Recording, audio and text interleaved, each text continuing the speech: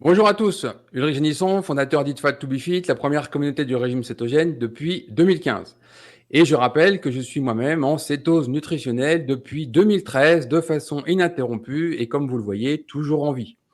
Aujourd'hui, nous partons à la rencontre de Bernard. Bonjour Bernard, Bonjour. comment vas-tu? Bah écoute, très bien, ma foi. Je Très te bien. remercie d'avoir accepté notre interview et de partager ton long témoignage, ta longue expérience du régime cétogène. Donc, peux-tu te présenter pour les gens qui ne te connaissent pas encore?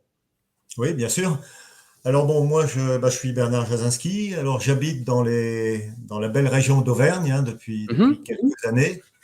Alors, j'ai le privilège d'être ancien directeur industriel, mais surtout en retraite, mhm. en étant ingénieur de formation, donc quelqu'un de plutôt très cartésien, quoi. Pas trop sur les effets de mode et tout, mais vraiment aller chercher les données, analyser, voir si c'est bon, si c'est pas bon. Voilà, donc ça c'est pour un peu le background professionnel et puis un peu le mode de raisonnement. Après, moi je suis un sportif, mais ce qu'on va dire un sportif de petit niveau ou un sportif de fond de classement, quoi. C'est-à-dire que j'ai fait du sport toute ma vie, mais j'ai jamais eu un gros physique. Et puis donc ce qui fait que j'ai fait ça en amateur et non pas en professionnel ni en semi-pro. Donc après j'ai fait des sports quand même un peu engagés parce que j'ai fait du motocross. J'ai commencé en 1977, donc j'avais 20 ans et j'en ai fait jusqu'à l'âge de 55 ans. Et puis après le physique c'est quand même assez dur physiquement, donc j'ai arrêté. J'ai également fait du funboard au moment où il y a eu l'éclosion de ce sport entre 85 et 90. Après, bon, j'habitais plus au bord de la mer, donc je me suis retrouvé dans les terres. Alors, je me suis mis à faire du VTT, où j'ai fait un peu de compétition en UFOLEP dans les années 90-95. Et puis après, j'ai un peu arrêté le sport pour des motifs professionnels, parce que j'ai beaucoup bougé et tout, et puis j'avais des gros horaires. Et puis là, depuis que je suis revenu en novembre, je me suis remis à la moto tout-terrain, et notamment à l'enduro. Donc, que je pratique toujours, ainsi aussi un peu de moto de route, quoi. Voilà, donc ça c'est l'aspect physique sportif. Et puis sinon, je suis passé en alimentation cétogène. Alors exactement le 14 février 2018, date de la Saint-Valentin. Donc ça veut dire que ça fait un peu plus de 5 ans et demi que je suis en alimentation cétogène. Et puis donc que j'ai commencé à l'âge de 60 ans, donc pas très jeune, hein. Et puis depuis ce temps-là, depuis ces 5 années et demie, bien on suit cette alimentation avec mon épouse. Donc D'accord. tous les deux, on s'est mis à cette alimentation. Voilà donc je veux dire en quelques mots un peu la Alors, présentation de déjà, la personne. je voudrais te féliciter parce que tu as une approche d'ingénieur et moi, je voudrais féliciter les ingénieurs parce que dans le régime cétogène, il y a énormément d'ingénieurs qui ont fait avancer le régime cétogène tel qu'il est aujourd'hui. Parce que les médecins, en fait, sont des œillères, ils sont éduqués d'une certaine manière, on leur donne une partie de l'information, mais ils n'ont pas cette approche d'ingénieur. Et j'ai vu plein de gens qui étaient spécialisés dans des domaines très différents, la mécanique, l'électronique, tout ce qu'on veut, qui sont arrivés dans le régime cétogène avec généralement un problème soit pour eux, soit pour leurs proches, mais ils ont décortiqué toute la science du régime cétogène comme un ingénieur l'aurait fait.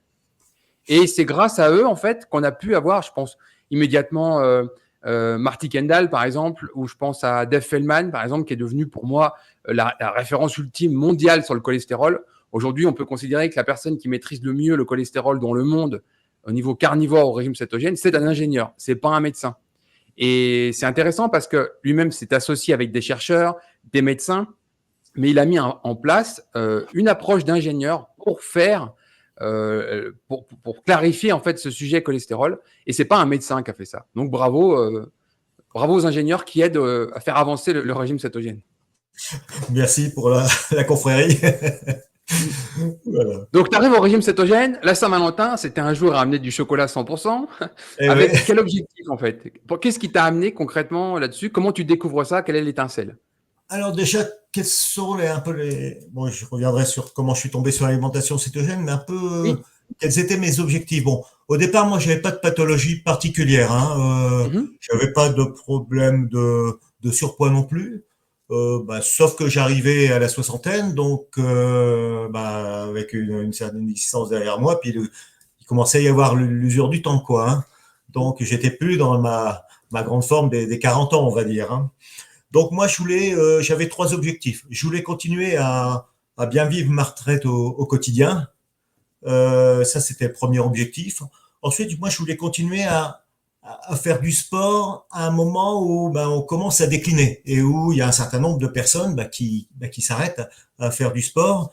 Et surtout, moi, étant passionné de moto tout terrain, c'est pas des sports d'anciens, quoi. C'est pas du tir à la carabine, à air comprimé à 10 mètres, quoi. C'est des choses qui sont un peu plus exigeantes.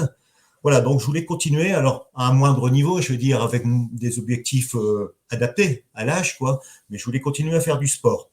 Et puis, l'âge avançant, quand on voit les pathologies, je voulais me mettre un peu à l'abri d'un certain nombre de maladies, enfin, voir si c'était possible.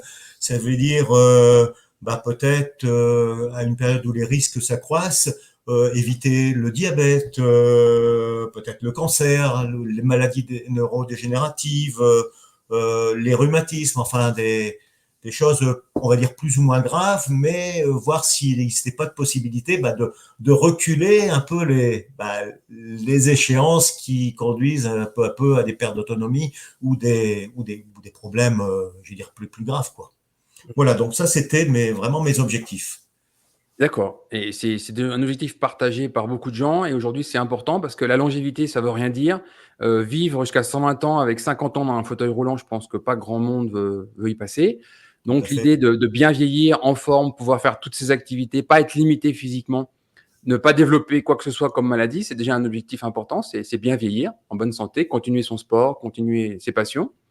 Et puis, toi, en fait, tu es arrivé avec le régime cétogène avec l'ambition de continuer la moto. Donc, c'était intéressant parce que c'est vrai que moi, tu te rappelles, quand j'ai commencé le motocross, donc j'ai commencé en 83, moi, j'ai commencé à 5 ans, que j'ai que 45 ans. Et j'avais mon président de motoclub de l'époque qui avait, de mémoire, déjà 65 ans et il roulait encore en 250 en motocross, bien sûr, pour s'amuser. C'est vrai que l'enduro, c'est moins exigeant que le motocross au niveau des sauts, etc. Et c'est une bonne façon de continuer sa passion moto avec l'âge.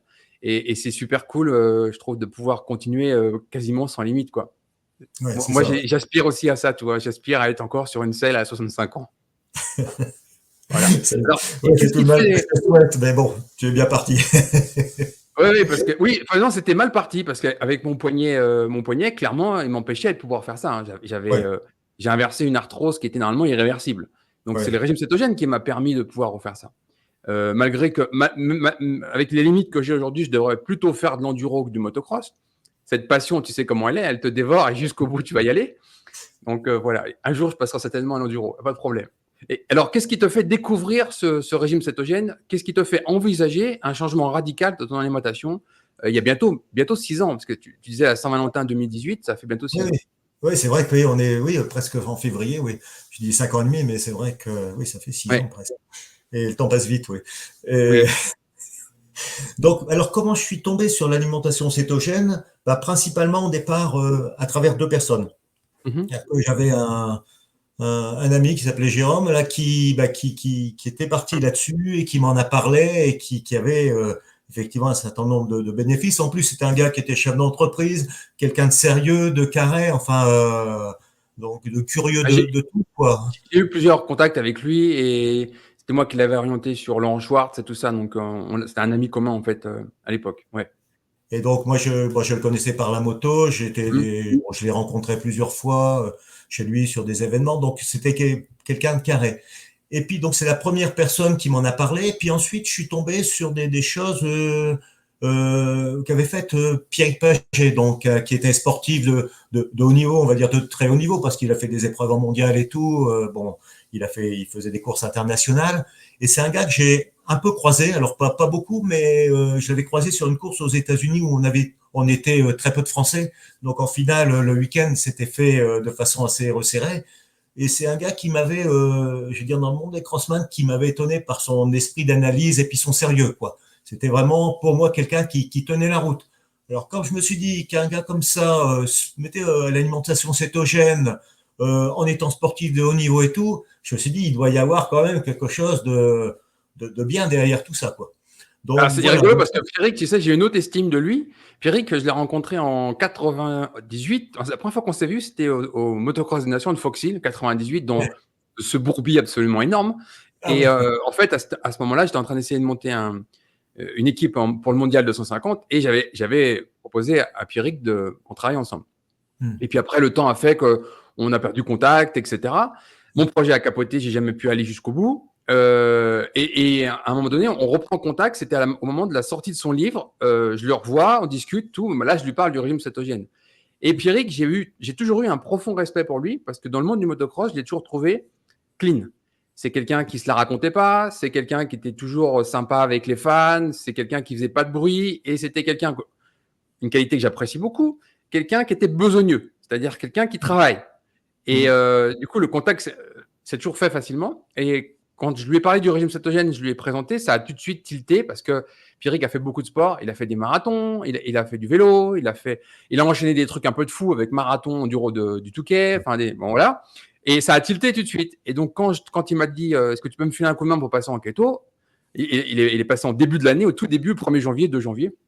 Et là, je lui ai fait un coup de main. Et après, il a adopté ce mode de vie finalement de façon définitive. Et il en est un des plus beaux défenseurs en France dans le sport moto. Voilà. Ah ouais, moi, je l'avais croisé sur cette course aux États-Unis en 2005. C'était Hankton. Mmh. J'étais avec Livia Lancelot qui a été championne du monde de motocross, son père. Et puis il y avait Pierrick qui était là. Et effectivement, j'avais vraiment été bluffé par son sens de l'analyse. Effectivement, il décortiquait tout, il donnait des conseils. Et j'avais découvert une autre approche du sport où, bon, effectivement, motocross, on mégas. Et puis là, je me suis aperçu qu'il était très fin dans ses analyses. Tout ça. Donc c'était effectivement donc c'était crédible Enfin, pour moi. Oui. je connais le motocross depuis les années 70. Moi, début 83, tu sais que dans ce milieu-là, tu as beaucoup de gens qui se la racontent. Tu as beaucoup de gens qui racontent des histoires. En fait, tu as beaucoup de guignols, en fait. Et beaucoup de gens qui manquent de respect au public, etc. Et Pierrick, ça a toujours été, pour moi, l'idéal du pilote de motocross professionnel, posé, carré, qui respecte ses sponsors, qui respecte tout le monde. Il vient d'une famille où il n'y a pas d'argent. Donc, Mmh. ça enseigne le travail. Et il a Ouais. toujours été respecté pour ça. Il s'est pas fait frontalement beaucoup d'ennemis dans le milieu. Il a toujours été apprécié. Et j'ai sincèrement beaucoup de respect pour Pierrick Pagé. Et on voit Ouais. d'ailleurs ce qu'ils font maintenant avec RAF et MX Test. Ils Ah font un oui. travail extraordinaire. Ah oui. Ils ont remis vraiment un coup de jeune dans le milieu de la moto. Ils produisent des choses de qualité que les gens avaient envie de voir. En fait. Quand il a lancé ça, je lui ai dit, mais tu es juste en train de faire exactement ce que les gens demandent, ce dont ils ont besoin. Quoi. MX Test, Ouais, c'était un oui, beau projet. je suis leur chaîne YouTube, je regarde un certain nombre de tests et tout. Effectivement, ça fait un beau duo de Donc, spécialistes.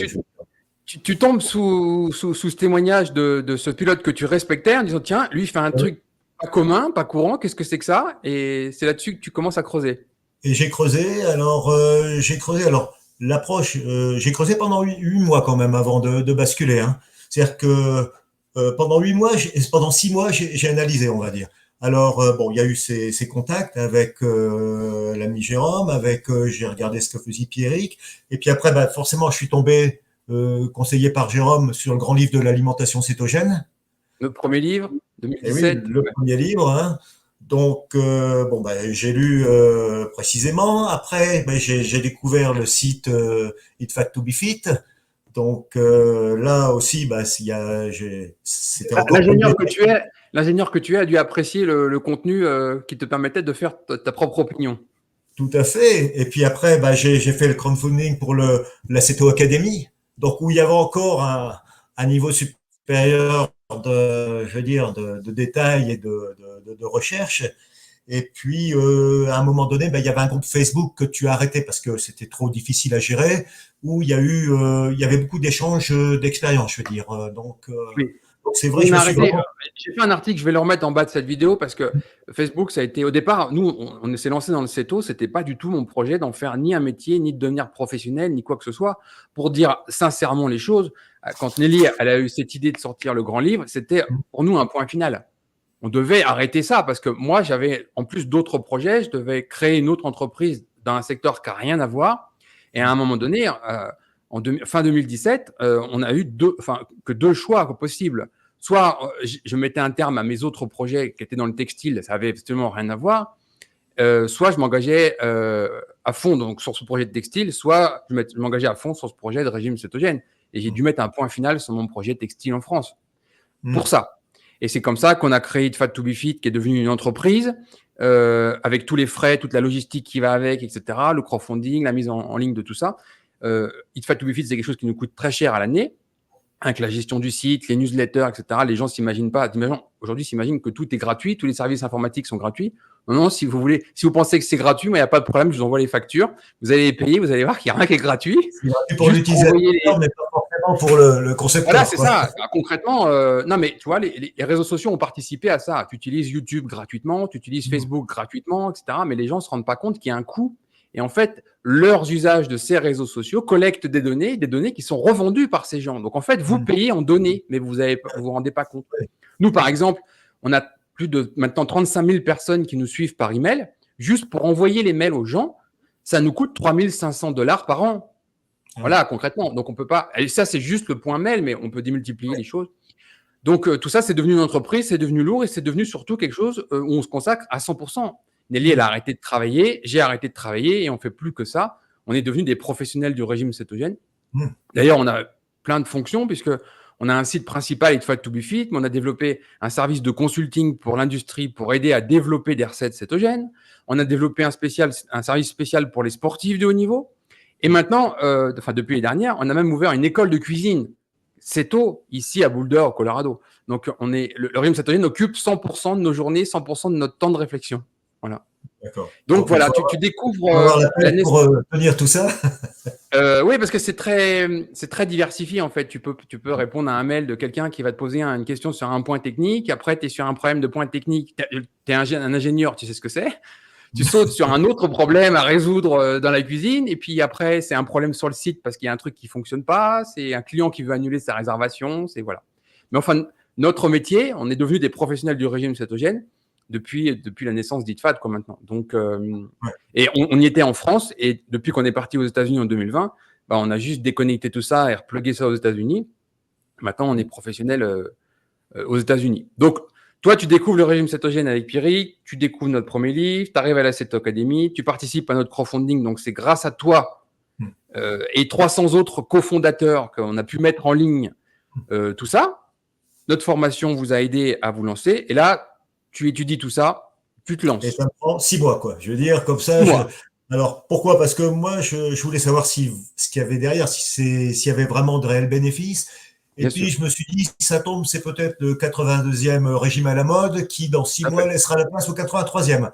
Parce qu'on en a vu défiler des régimes dans sur les revues, notamment pour dames, pour femmes, ou ailleurs, quoi. Je veux dire, donc, moi, je voulais vraiment être sûr que ce soit pas une passade, parce que, bon, je veux dire, sans être médecin, je veux dire, il y avait des trucs, je voyais bien, ça tenait pas la route, quoi. Les hyperprotéinés, ou je veux dire, les gens, ils mangeaient que des pommes et de la viande, par exemple, pendant 6 mois. Bon, je veux dire, après, il y a eu d'autres choses qui étaient vraiment, sans être, je veux dire, diététicien, on voyait bien que c'était pas terrible. Et en plus, pourquoi, si ça avait été si bon, ça laissait la place 6 mois après à un autre régime, je veux dire.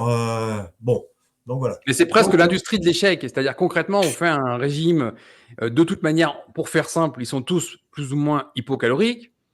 En régime hypocalorique, vous allez échouer. Donc, vous allez perdre massivement du poids pendant 1, 2, 3, 4, 5 semaines. Boum. Après, vous allez avoir faim, vous allez reprendre votre poids. Donc, l'année d'après, on essaie de te revendre quelque chose d'autre qui va forcément être meilleur que l'année précédente. Ça, c'est comme les nouvelles motos chaque année. On change les stickers sur les de radiateur. On te dit, c'est la nouvelle moto de l'année. Bon, là, c'est un peu la même chose. On prend la même, on change les stickers et hop, c'est reparti pour un échec. Eh oui. Et donc, tout ça m'a quand même pris 6 mois à bien regarder, être sûr que, je me lançais pas. Parce que j'avais vu que derrière, c'est quand même un truc qu'il fallait pas prendre à la légère. Je vais dire, il fallait, à travers ton livre, ton site, c'était vraiment, on changeait de logiciel en termes d'alimentation, hein. Donc, au bout de 6 mois, je me suis fait mon opinion. Alors, j'ai attendu de mémoire, j'ai dû attendre que la Ceto Academy soit ouverte, peut-être pour faire la transition. Je ne sais plus exactement à quelle date ça s'est fait, mais je pense qu'elle a ouvert avant février 2018, hein, il me semble. Janvier 2018, oui. Ouais, donc, tu vois, j'ai attendu un peu d'avoir accès à plus d'informations. Et puis après, pendant 2 mois, alors, les 2 mois ont servi à plusieurs choses.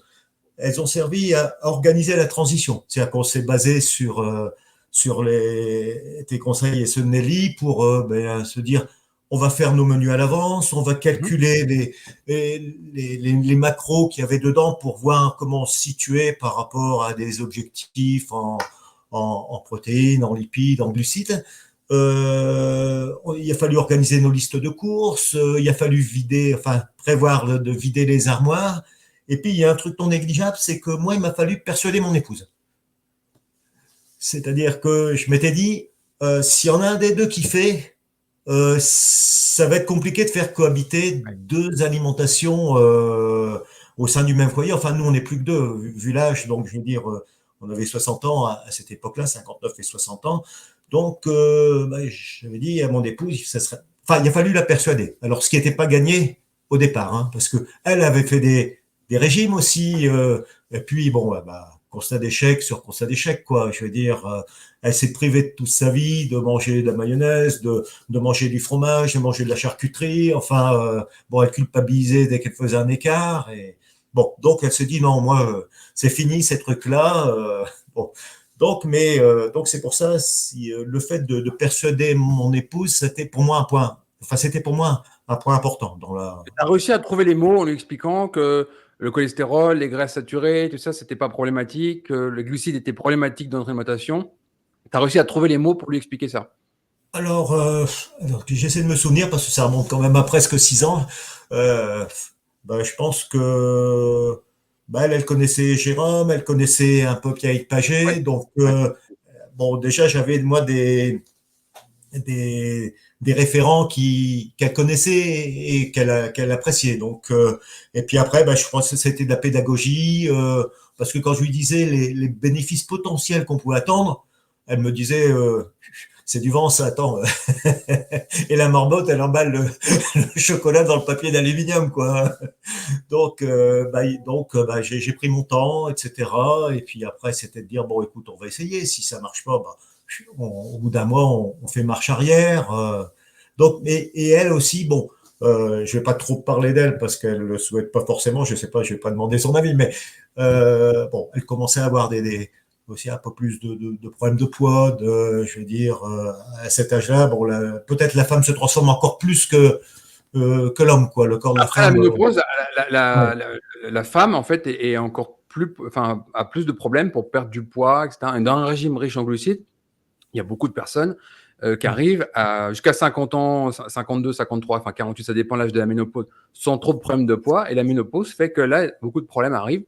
Et puis après, les problèmes articulaires, les problèmes problèmes d'humeur, les problèmes de peau, etc. Et donc, le régime cétogène aide vraiment la femme dans cette phase délicate et pour bien vieillir, c'est clair. Encore plus fortement que pour l'homme. Ouais. Alors, je dis sans rentrer dans le détail, elle continue toujours, comme moi, on est toujours tous les deux dans cette dynamique-là. Voilà. Bravo. Donc, c'est qu'elle y a trouvé Oui. des bénéfices. On ne peut pas continuer 6 ans si, à un moment donné, on n'a pas clairement visualisé des objectifs, que ce soit une stabilité d'humeur, des problèmes de peau, des problèmes de migraine parfois, des problèmes de poids, etc.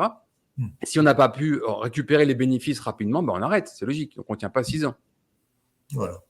Donc, donc vous faites le grand ménage dans votre cuisine, tous les deux. Ça, la c'est chouette de démarche, faire oui, ça comme ensemble. ça, Ouais. on prépare nos menus, on calcule nos macros, on achète bien sûr avant le livre, le compteur de glucides, ou alors Et tu découvres, grâce à tout ça, en fait, où se trouvent les glucides.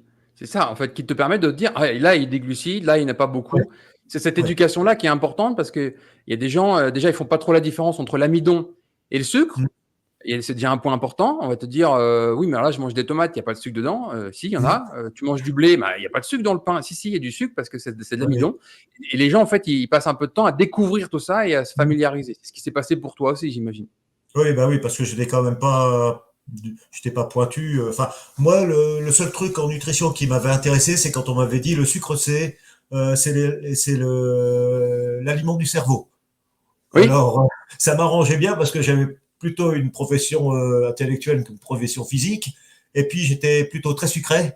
Donc, je veux dire, ça m'arrangeait bien de me dire, ça me faisait pas du tout culpabiliser de manger des bonbons, du chocolat, des tas de trucs. Bon, et puis comme je n'avais Et, pas une et c'est médecin, vrai, en plus, rappelons juste que le cerveau, aujourd'hui, dans une alimentation occidentale riche en glucides, tourne à 100% au glucose, tourne à 100% au sucre. Hein. ouais, Et quand on passe sur un régime cétogène, bien sûr, il y a très peu de glucides dans notre alimentation. Eh bien, le cerveau, au lieu de passer à 100% de son temps, 100% de son énergie au glucose, au sucre, il passe à seulement 20%. 80% sont remplacés par ce qu'on appelle des corps cétoniques. Donc, c'est une molécule qui est hydrophile et qui est fabriquée à partir des lipides. Voilà. Et c'est pour ça que c'est un vrai changement de carburant pour notre cerveau. Voilà. Et ça, tu as dû l'expérimenter. La clarté mentale, le cerveau qui ah oui, est je vais en stabilité parler, d'humeur, effectivement, etc. Ouais, les, voilà. les bienfaits de la vie au quotidien. Alors, Ouais. donc, nous, on a vraiment, je pense qu'on a préparé ça de façon peut-être un peu longue, mais Carré. avec l'objectif de ne pas échouer. Ouais. Donc, c'était ça, je dirais, il vaut mieux investir quelquefois du temps Hum. en amont plutôt que de partir à l'arrache et puis bah, de se planter au bout de 15 jours, un mois, 2 mois, et puis de revenir au point de départ, quoi. Donc, Oui. voilà, donc on s'est organisé sur ces 8 mois. Et puis là, bah, le jour J-1, alors déjà le jour, on va dire, quelques jours avant, mon épouse avait essayé de diminuer les glucides. Bon, elle s'est dit, on avait entendu parler de la grippe cétogène, donc elle s'était dit, moi je vais diminuer, comme ça, je vais peut-être passer à travers. Alors moi, la veille c'est-à-dire le 17, le 17 février, ouais, Ouais. j'ai vidé tous les fonds de placard, ce qui restait en bonbons, en chocolat, je me suis gavé en disant bon, après c'est fini, mais je me disais de toute façon les glucides c'est mauvais, mais je pense que je sais pas si mon cerveau inconsciemment il disait il va plus m'en donner, donc vas-y, charge la chaudière. Et puis bah, le jour J, donc le jour de la Saint-Valentin 2018, on bascule, on fait nos menus, tout ça. Alors moi, nickel. J'avais mangé 300 grammes de glucides la veille au soir. Je passe à l'alimentation cétogène, rien du tout. Ma femme couchée dans le lit parce que elle avait une grippe, hein, cette grippe cétogène, hein, elle était mal à la tête, enfin c'est manque. Mais donc moi ça c'est la transition, c'est vraiment passé. Donc, on va dire les 10-15 premiers jours, pour toi, tu n'as rien ressenti. Pas de baisse d'énergie, pas de migraine, pas de sensation de déséquilibre, des choses comme ça. Non, Rien. rien du Voilà. tout, Et rien ton du tout. épouse, elle, dès le premier jour, boum. Ah oui. Alors premier ou deuxième jour, je sais plus, hein, Oui. mais disons dans les 3 premiers jours, à un moment donné, il a fallu qu'elle se couche une journée parce que OK. ça allait pas, quoi, comme si, enfin, elle avait la grippe, elle avait dans Alors, la juste pour tête. ceux qui ne savent pas ce que c'est, parce qu'on appelle ça une grippe cétogène, mais en fait, ce n'est pas du tout une grippe, ce n'est pas un virus, ce n'est pas une bactérie. C'est juste qu'on éprouve des symptômes qui ressemblent à quand on a une grippe. Donc, techniquement, une baisse d'énergie, on peut avoir une hypotension, déséquilibrée, la tête comme congestionnée, tête lourde, presque une migraine. Et ça, de façon claire et nette, c'est lié à la perte d'eau. On perd nos stocks de glycogène, une grande partie. On perd une grande partie d'eau. C'est pour ça qu'on perd rapidement en quelques jours jusqu'à 2 kg, 2,5 kg. Mais ça embarque des minéraux. Et le problème se pose sur les minéraux, en particulier le sodium. Donc, on a une perte de sodium, on a une perte de potassium. Donc, il faut faire vraiment très, très attention à ces apports en sel dans ces moments-là parce qu'on perd beaucoup d'eau, beaucoup de minéraux. Avec un gros apport en minéraux, on peut quasiment gommer complètement ces effets-là. Donc, les personnes qui n'ont pas l'habitude de saler beaucoup, par exemple, il y a beaucoup de gens à qui on a dit attention le sel, attention l'hypertension, salez pas trop avant de goûter. Enfin, ils ont une habitude de saler très peu. Bah, ces personnes-là sont plus touchées par ce symptôme de grippe. Il n'en est pas un, mais. Et donc, faites attention au sel. Alors effectivement, on a fait très attention au ciel. Enfin, on a suivi et finalement, on a été très scolaire, c'est-à-dire qu'on a suivi tes recommandations. Alors, tu avais fait le guide de démarrage de l'alimentation Oui, cétogène, donc où il en est bien téléchargement sur précisé. notre site. Oui. Exactement, oui. Donc moi, j'avais la version 2017 ou 2000, Oui. oui, Oui. 2017. Hein. Mais bon, je suis allé la consulter récemment. J'ai vu qu'elle était bon assez similaire. Hein, donc on a Oui, oui, il y bien. a juste quelques petites mises à jour, détails esthétiques, etc. Mais l'idée de base, c'est de comprendre ce que sont les glucides nets, les fibres, l'importance du sel, l'importance du bon gras. Enfin, rapidement que les gens ils puissent savoir exactement où ils en sont, parce que j'ai vu des gens, mais j'alerte, hein, qu'on fait n'importe quoi, mais vraiment, en disant j'ai fait un régime cétogène. Moi, j'ai vu des gens, et je vais le répéter, hein, pour choquer les gens, parce que clairement, c'est ce qui m'est arrivé. J'ai des gens qui m'ont envoyé une photo en me mettant 3 petits sachets de 100 grammes de cacahuètes en disant voilà mes 3 repas cétogènes de la journée. Hein. Ouais. Donc, quand je Bon. dis n'importe quoi, c'est typiquement ça. Donc, le régime cétogène, c'est pas ça du tout. Le régime cétogène, c'est une bonne source de protéines, du poisson, de la viande, des œufs, des légumes pour ceux qui mangent des légumes, éventuellement des produits laitiers pour ceux qui mangent des produits laitiers. Voilà, c'est pas très compliqué. Choisir les bonnes graisses, mais il faut pas faire n'importe quoi non plus. Pareil avec le nombre de repas. Il y a des gens, ils s'affament, ils mangent pas assez. Il y a des gens, de façon évidente, ils étaient déjà affamés dans leur régime alimentaire, mais pas quand ils passent en keto, ils continuent à être affamés et ils développent beaucoup de problèmes. C'est pas le régime cétogène le problème, hein. C'est qu'ils ont quelque chose de mal formulé. Et le guide de démarrage, c'était au moins la possibilité de retirer les grandes erreurs. C'est ça, oui. Alors, même en ayant vu le livre ou la Ceto Academy, le guide, c'est bien parce qu'il y a un certain nombre de points pratiques et puis de points d'attention qui sont sur une quinzaine de pages, quoi. Je veux dire, c'est vite lu, et puis il y a un certain nombre à la fin de réponses à certaines questions. Donc c'est très pratique dans le sens pratique du terme. Voilà, donc on a fait cette transition en s'aidant de ce guide-là. Donc mon épouse un peu moins bien. Moi, au bout de 3 jours, j'avais une clarté mentale, mais décuplée. C'est bizarre. J'avais et puis beaucoup moins de procrastination. J'avais mon dossier retraite à préparer. Ça faisait des mois que je le repoussais d'aller rechercher tous les trucs et tout. Un matin, ça doit être le 3e ou 4e jour. Je me suis mis à l'ordi, j'ai sorti mes fiches de paye et pendant 8 heures, j'ai tracé la route, j'ai refait le truc, j'ai tout rebouclé, différents sites et tout. Et j'ai bouclé mon dossier sur, voir s'il n'y avait pas de bug, etc. Regarder ce qu'il fallait faire en une journée. Alors que ça faisait des mois que, je procrastinais là-dessus. Et je dis, mince, je pensais pas que le régime, l'alimentation cétogène, allait m'apporter autant au niveau intellectuel. C'était. Il faut l'expérimenter pour vraiment l'imaginer. On ne peut pas le savoir si on ne l'a pas testé. Ouais. Et donc ça a été flagrant. Alors après, donc dans cette, moi je te dis, il y a eu 3 phases. Bon, il y a eu cette transition qui s'est bien faite pour moi. Il y a eu 3 mois où effectivement, ça s'est amélioré au niveau physique et tout. Et puis après, il y a eu un bug. C'est-à-dire que pendant 2 mois, alors plus d'énergie pour me lever du canapé, j'avais plus de force dans les jambes. Je savais pas ce qui se passait et à mon avis, j'ai dû surconsommer de l'huile de coco. Je sais pas, c'est-à-dire que moi je prenais mon petit déjeuner le matin, je prenais pas mal d'huile de coco, 2 cuillères à café débordant d'huile de coco, du beurre et tout. Et puis j'avais un transit qui était très rapide à cette période-là. Et je me suis C'est-à-dire qu'une grande quantité de les macronutriments, les micronutriments du fait que j'avais trop de transit, je veux dire. Si, bien sûr. Clairement, l'huile de coco, les huiles TCM, etc., en grande quantité vont accélérer le transit. Ça, je n'avais parlé d'ailleurs je crois que j'avais fait une FAQ sur notre site où j'avais expliqué ça. Transit ralenti, transit accéléré, les raisons. Sur notre site, tout ça, c'est expliqué. L'huile de coco, clairement, en particulier dans un café. Typiquement, toi, tu vas cuire une viande à l'huile de coco, c'est une chose, ou un poisson. Mais là, ajouter 20 ou 30 grammes d'huile de coco plus du beurre dans un café, c'est clairement quelque chose qui va particulièrement accélérer le transit. Quand tu accélères ton transit de façon régulière et que tu fais pas vraiment attention à tes apports en sodium, il faut bien comprendre qu'il y a une vraie perte de sodium. Et alors, la perte d'énergie, les barres dans les mollets, etc., ça, c'est un problème de sodium. Parce que le sodium, en fait, est vital. Toi, l'ingénieur, ça va tout de suite t'alerter. Le sodium est ultra vital pour le corps humain. Du coup, il n'a pas le choix. Il est obligé de mettre des processus en route pour le retenir. C'est-à-dire éviter que tu envoies du sodium dans tes urines. Le problème de cette rétention de sodium, c'est qu'elle a un coût. Elle a un coût en potassium. Et le potassium est aussi important que le sodium. Mais le corps sacrifie le potassium pour retenir le sodium. Et comme dans notre alimentation occidentale, on a relativement souvent pas assez de potassium dans l'alimentation, il y a un coût. C'est-à-dire que tu vas faire ça 1 jour, 2 jours, 3 jours, puis à un moment donné, tu épuises. Et là, tu te retrouves à avoir des baisses d'énergie qui sont souvent les problèmes de crampes musculaires, les problèmes de barres dans les mollets, les problèmes de sensation de pas d'énergie quand tu fais du sport. Tu étais bien pendant 2 mois, tout d'un coup, tu n'as plus d'énergie. C'est 90% du temps un problème d'électrolytes et de minéraux. Premier, sodium. Deuxième, potassium. Troisième, magnésium.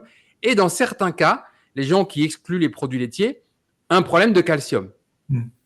Il faut bien comprendre que la contraction musculaire, tu as un vrai antagonisme magnésium-calcium qui est super important. Si tu amènes du fromage, un peu de kéfir, des yaourts de temps en temps, c'est largement couvert en calcium, pas de problème. Les gens qui retirent tous leurs produits laitiers, peuvent avoir un problème de calcium aussi. Voilà. Et l'important, c'est pas le chiffre absolu, c'est l'équilibre aussi. Tu vois. Ouais, d'accord. C'est-à-dire, le sodium a une importance en tant que tel, le potassium aussi, mais il y a aussi une importance dans l'équilibre des deux. Même chose avec, par exemple, le zinc et le cuivre. Il ne s'agit pas d'avoir un excès de zinc, parce que là, on a vu avec cette histoire d'épidémie mondiale qu'on a eue, on a conseillé aux gens de prendre plus de zinc, etc., ce qui en soi pas idiot. Mais le problème, c'est qu'on a pas assez de cuivre en face. Donc, il aura fallu dire aux gens, si vous complémentez en zinc, il faut complémenter en cuivre aussi. Ouais, d'accord. Voilà. Et le cuivre, comme on le trouve principalement dans l'alimentation occidentale, dans le foie, par exemple, et que les gens, ils mangent quasiment plus de foie, ben, on a une vraie carence en cuivre. J'avais fait un long article sur notre site, l'importance du zinc et du cuivre et de son équilibre. Et donc, ce que tu as éprouvé, c'est pour moi typiquement un problème de minéraux. Quand on a des jambes lourdes, des problèmes on n'arrive pas à aller plus vite, 130 pulsations minute, on est limité quand on fait du vélo ou de la course à pied, des choses comme ça. Les minéraux. Moi, j'avais déjà du mal à me lever du canapé, tu vois, donc. Ah ouais, bien sûr. Bien sûr. Alors, ça durait 2 mois, alors, mais je voulais pas, parce que, je veux dire, mon épouse, elle me disait, bah, écoute, tu vas arrêter, quoi, l'alimentation cétogène. Je dis, non, je vais pas lâcher, parce que pendant 3 mois, je m'étais senti bien, et puis à un moment donné, sans que, bon, j'arrive à bien comprendre, bon, je me sentais moins bien. Donc, j'ai tenu, ça durait quand même 2 mois, donc c'est long, 2 mois quand même, hein, c'est pas 2, 3 jours, hein. Et puis après, c'est reparti. Alors peut-être que j'ai mieux Tu te donné. souviens avoir changé quelque chose à ce moment-là? Au moment où c'est reparti? Tu avais arrêté le café gras, par exemple ou... J'ai peut-être, je te dis, j'en ai plus de trop souvenirs, mais j'ai dû. Alors, est-ce que aussi l'organisme, il s'est mieux adapté peut-être à la transformation des lipides. Il a peut-être fallu peut-être un temps d'adaptation un peu plus long que pour certains. Je sais pas, mais donc j'ai dû changer un certain nombre de choses et puis après c'est reparti et depuis que bon, je veux dire, c'est ces 2 mois où il y a eu cette baisse de régime, bah, depuis ce temps-là c'est nickel quoi. Il y a vraiment alors c'est nickel avec quand même une amélioration, je vais dire, parce que quelquefois il y avait on va dire des petites baisses de régime, on se sentait moins bien, sans être aussi mal qu'avant, je veux dire, hein. Donc il faut prendre en relatif. Et puis là, je veux dire, depuis 2, 3 ans, bon, je veux dire, c'est en plateau, quoi. Ça, il y a plus de creux, je veux dire, à la limite, même quand on fait une entorse, parce que on va dans la famille ou des choses comme ça, on n'a plus je veux dire, on n'a plus de creux. Alors, peut-être une chose aussi à mettre dans la transition, c'est que les 6 premiers mois, on a vraiment été drastique. C'est-à-dire que on devait tourner à peu près à 20 grammes de glucides je veux dire par jour, hein, parce que on avait vraiment tout écarté. Enfin, c'était bon. Moi, j'avais la seule entorse que je me permettais, mais tout ça, c'était mesuré sur ma table de macro. C'était le demi-café le demi-sucre dans le café. Bon, j'ai essayé les autres produits, là, les substituts, mais bon, j'ai pas, mon goût n'a pas adhéré. Donc, Et ça, c'est rigolo ce que tu dis, parce qu'il y a beaucoup de gens qui te disent, ils ne comprennent pas ce qu'ils font. Et des gens te disent, le régime cétogène, ça interdit le sucre. Donc le sucre, c'est pas compatible avec le régime cétogène. Mais en fait, ça n'a pas de sens quand tu y réfléchis 2 secondes. Parce que typiquement, par exemple, tu vas manger 100 grammes de foie, qui est un organe animal, il n'y a pas de sucre dedans, il n'y a pas. Ok, très bien, mais cet organe, il contient du glycogène, donc des glucides. Et à la fin, dans tes 100 grammes de foie, tu as plus de glucides que dans ton demi-morceau de sucre que tu vas mettre dans ton café parce que le goût de ton café sans sucre, tu ne vas certainement pas faire. ouais. Et en fait, ça n'a pas de sens que tu peux très bien faire un régime cétogène ultra strict comme tu l'as fait à 20 grammes de glucides nets tout en gardant ton petit morceau de sucre dans ton café parce que pour toi, c'est mieux. Voilà. Donc c'est juste une question d'arbitrage, on va dire. On a Exactement. un objectif de glucides pendant 6 mois parce qu'on savait qu'il fallait vraiment que le corps il bascule et il soit pas, je veux dire, on dit le derrière entre deux chaises pour être poli. Oui, bien sûr. Voilà, maintenant on est en alimentation cétogène et on y reste pendant 6 mois. On est très strict et on fait aucune. Mais pendant 6 mois, vraiment, on n'a fait aucune entorse, hein, pour toujours dans l'objectif de pas échouer, quoi. Hein, bien sûr. voilà.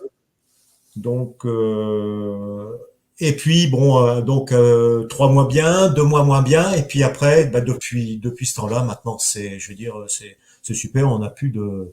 C'est que du bonheur. Pour On toi a et pour ton épouse. Ton que du épouse le vit bonheur. comme toi aussi. Ouais. Ouais. Donc vraiment, je veux dire, on atteint nos objectifs, si tu veux. On peut basculer là-dessus si Oui, tu. bien sûr, bah, bien sûr, de tout ce que tu as Voilà, vu. au Et début, pour on ton voulait. épouse aussi, parce que c'est intéressant, parce que vous l'avez vraiment vécu à deux. Il y a beaucoup de gens, moi, je me rappelle quand j'ai découvert le régime cétogène, bon, j'avais déjà beaucoup de connaissances en nutrition, tout ça, mais ça allait pas. Pour moi, ça a été vraiment une découverte de la lumière quand j'ai découvert Hmm. le régime cétogène. Et Nelly, quand elle m'a vu faire, elle a rigolé. Hein. Elle s'est dit, attends, si perdre du gras en mangeant du gras, c'était vrai, tu vas. Et là, elle était verte. Hein. Elle était verte. Je m'enfilais plus d'1 kilo de fromage au lait cru par semaine, Ouais. crème fraîche, mascarpone, tout ça. Enfin, et j'ai perdu 33 kilos d'une traite, quoi, sans Ah ouais. interruption. Alors Et moi, là, j'étais et là, pas. quand elle a vu le résultat, elle s'est dit, waouh, il y a un truc qu'on m'avait pas dit là. Parce qu'elle elle était passée par une épreuve d'anorexie quand elle était adolescente. Hmm. Elle a chassé le gras pendant longtemps, etc. Et ça allait vraiment à 180 degrés par rapport à tout ce qu'on lui avait dit. Hmm. Et donc, il a fallu une petite phase en fait où moi, je lui ai montré que c'était possible et que ça marchait pour qu'elle se dise, ah bah finalement, je vais essayer. Et toi, tu as commencé le même jour avec ton épouse. Donc, c'est intéressant de voir que vous avez eu le cheminement en même temps. Alors moi, donc quand j'ai commencé, j'étais pas vraiment en surpoids. Hein, donc j'ai dû perdre. Bon, je commençais à avoir la petite bouée, tout ça. Donc, mais bon, là, je suis à 60. Pour 1m75, je suis à 75 kilos, quoi. Donc, bon, je veux dire, un peu dans le standard. Mais bon, j'ai perdu moi 4 kilos maximum. J'étais peut-être monté à 78 avant de commencer. Et par contre, mon épouse, ça a été 12 kilos, elle. Hein. Ah oui, Euh, Elle a perdu 12 kilos. dès le début, rapidement. Pardon? Ah oui, Dès le début, ouais. alors, alors ça s'est pas fait de façon symétrique. Je veux Mhm. dire, alors malheureusement, et on l'a regretté, on n'avait pas pris nos mensurations avant. Ouais. Tour de taille, tour de cuisse, etc. Et on a regretté surtout elle. Parce que comme elle y croyait, mais sans trop y croire, bon, elle a dit je commence, et puis si dans un mois j'en ai marre, bon j'arrête, si ça marche pas. Donc elle, au début, a pas perdu tellement de poids, mais elle a perdu Ouais. Ouais. en tour de taille. Mhm. Ça Et s'est vu tout. dans son pantalon, dans ses jupes, Ouais, c'est ça. dans ses vêtements. Et, Ouais. et c'était, par contre, sur la balance, il y a eu moins d'impact que moi au début. Mhm. Parce Mhm. qu'au début, on se faisait quasiment tous les jours ou toutes les semaines. Euh, alors elle a d'abord perdu des centimètres et après elle a perdu du poids. Bon, moi c'était plus rapide. La perte de poids, elle a quand même, il a fallu un certain temps. Elle a perdu moins vite, quoi. Donc voilà. D'accord. Donc, alors voilà un peu comment c'est, je veux dire, on a commencé en même temps avec, bah, tu vois, elle, grippe cétogène, moi pas de grippe cétogène, moi j'ai eu une baisse de régime, elle n'a pas eu de baisse de régime, bon, elle a maigri, il a fallu un certain temps pour qu'elle maigrisse vraiment, moi ça s'est fait plus rapidement, mais j'ai perdu moins. Euh, bon, mais résultat, au bout du compte, au bout de ces 6 années, on est, je veux dire, rendu au même point de convergence, quoi. Hein. Donc, voilà. Alors sinon, oui, bah, sur les objectifs, on disait, bah, le premier objectif, c'était améliorer la vie au quotidien, quoi. Alors là, bah, écoute, c'était, bah, pour moi, j'étais très inflammatoire. C'est-à-dire que j'avais des douleurs dans les articulations. Dès que bon, j'allais chercher quelque chose sur le siège arrière de la voiture, j'avais mal pendant une semaine dans l'épaule. J'avais des tendinites. Je faisais une petite randonnée de 4 km. Je veux dire, je mettais 3 jours. J'avais des courbatures pendant 3 jours. Randonnée à pied, hein, je parle. Alors même si l'Auvergne, bon, c'est pas très plat, hein, mais voilà. Donc c'était un peu compliqué. Enfin, ça commençait à devenir compliqué, quoi. On s'apercevait qu'on vieillissait, en quelque Ouais. sorte. Et beaucoup de Et gens puis, d'ailleurs mettent ça sur le dos de l'âge en disant ah c'est normal, c'est l'âge. Voilà. ouais, ouais, oui, Mm. c'est ça. Et puis alors là, bah, maintenant, bah, il y a plus de douleur dans les articulations. Pourtant, moi, j'ai eu bah, par exemple, j'ai une épaule, bon, j'ai eu clavicule en 4 morceaux, je me suis en chute moto, haute chute moto, les tendons qui ont dégagé, donc il a fallu bah, rafistoler tout ça, donc ça fait quand même un peu de raideur dans les épaules. Donc j'avais une épaule qui était raide, j'ai plus mal du tout, enfin, sauf si vraiment quand je fais des gros efforts, je la sens un peu, mais bon, ça passe sous 24 heures. Donc il y a plus de douleur dans les articulations, je fais plus de tendinite. parce que j'avais le tendon d'Achille qui s'enflammait vite. Je fais plus de tendinite. J'ai vraiment récupéré de l'amplitude dans les mouvements. Que dire Il y a dans la vie aussi quotidienne, il n'y a plus de fringales. C'est-à-dire que bon, on est moins assujetti au repas. Je veux dire, on va faire des courses au lieu de manger à midi comme on avait ou 13 heures comme on avait l'habitude. Si on est parti en ville, on habite à 40 km au sud de Clermont-Ferrand, donc on s'y tient, on va aller faire les courses ou on va aller en ville. Si on monte à 15h, 16h, je veux dire, on déjeune à 15h, 16h, quoi. Je veux dire, la dernière fois, on avait une prise de sang là, annuelle donc il faut faire la glycémie à jeun. Ok, on mange pas le matin, l'après-midi on mange et on n'a pas mangé depuis la veille 20 heures, on mange à 14 heures le lendemain. Je veux dire, c'est sans baisse de régime. Donc vraiment, on n'est plus focalisé sur l'organisation de la journée qui tourne autour de l'organisation du repas. C'est une liberté, je veux dire. Moi, dans nos livres, dans notre site, tout ça, j'avais expliqué ça sous forme de s'affranchir de son frigo. C'est-à-dire qu'au lieu d'avoir toute une vie qui est organisée sur les prises alimentaires, le petit déjeuner, le déjeuner au travail, en déplacement, etc., le dîner, et puis t'es insupportable si t'as pas à manger parce que là, tu as faim tout de suite, c'est s'affranchir de ce fringal, s'affranchir de son frigo. Et c'est ce que tu vis. Donc voilà, donc vraiment au quotidien, et je veux dire, même chose pour mon épouse, hein, elle faisait beaucoup de malaise vago, de malaise hypoglycémique. Ça, Voilà. enfin, elle fait plus d'hypoglycémie, elle fait un malaise vagal un par an ou un tous les 2 ans. Enfin, je veux dire, ça n'a plus rien à voir. Avant, c'était une fois tous les 15 jours, quoi. Je veux dire, on a vraiment changé complètement. Elle avait bon, moi j'étais un peu plus sportif qu'elle, mais on allait au marché, il y avait une petite côte pour revenir au parking. Elle arrivait, elle était essoufflée. On avait fait quoi? On avait fait 800 mètres entre le marché et le parking. Maintenant, elle peut faire sans entraînement. Je veux dire, on n'est pas on marche quand on en a envie. Je veux dire, on n'est pas des staccanovistes de la marche, donc on n'a pas d'entraînement. On peut partir avec un groupe qui marche régulièrement, faire 10 km sans que ça nous pose problème. Récemment, c'était en mois de mars, on a fait l'Arizona camping-car. On est descendu dans le Grand Canyon. Alors, la randonnée du Grand Canyon, c'est bien, mais il faut gérer parce que au début, on ne fait que descendre. Ah oui. Mais faut avoir en tête qu'après, il y aura que de la remontée. Oui. Donc, c'est pas comme une rando auvergnate où, je veux dire, on va alterner les montées et les descentes, quoi. Donc, globalement, on arrive à se gérer. Et là, ma femme, qui n'était pas du tout une marcheuse, on est descendu, quoi. J'ai payé 2 heures de montée sans que ça nous pose problème, quoi. Je veux dire. Donc, elle, je veux dire, encore plus que moi sous l'aspect, je veux dire, sportif soft, mais elle y a trouvé vraiment un avantage, quoi. Donc, Elle a retrouvé une condition physique optimale pour son activité quotidienne sans être une sportive, mais elle est plus limitée dans son quotidien grâce au régime cétogène. Voilà. C'est ça. Maintenant, on a des amis qui marchent régulièrement. Ils vont nous dire, bon, on va faire un rando de 10 km. On part avec eux, même si on n'a pas marché depuis 3-4 mois, quoi. Je veux dire, c'est pas un souci, quoi. Voilà, donc ça, c'était sur l'aspect physique, tu as tous ces aspects inflammatoires, plus de baisse d'énergie. Sous l'aspect intellectuel, j'en ai parlé, oui, c'est plus vraiment une clarté mentale, plus de procrastination, ou alors si on le désire, parce qu'à un moment donné, quelquefois on a moins envie de faire les choses, mais c'est plus vraiment de la vraie procrastination, quoi. Je veux dire, où on remet jour après jour au lendemain.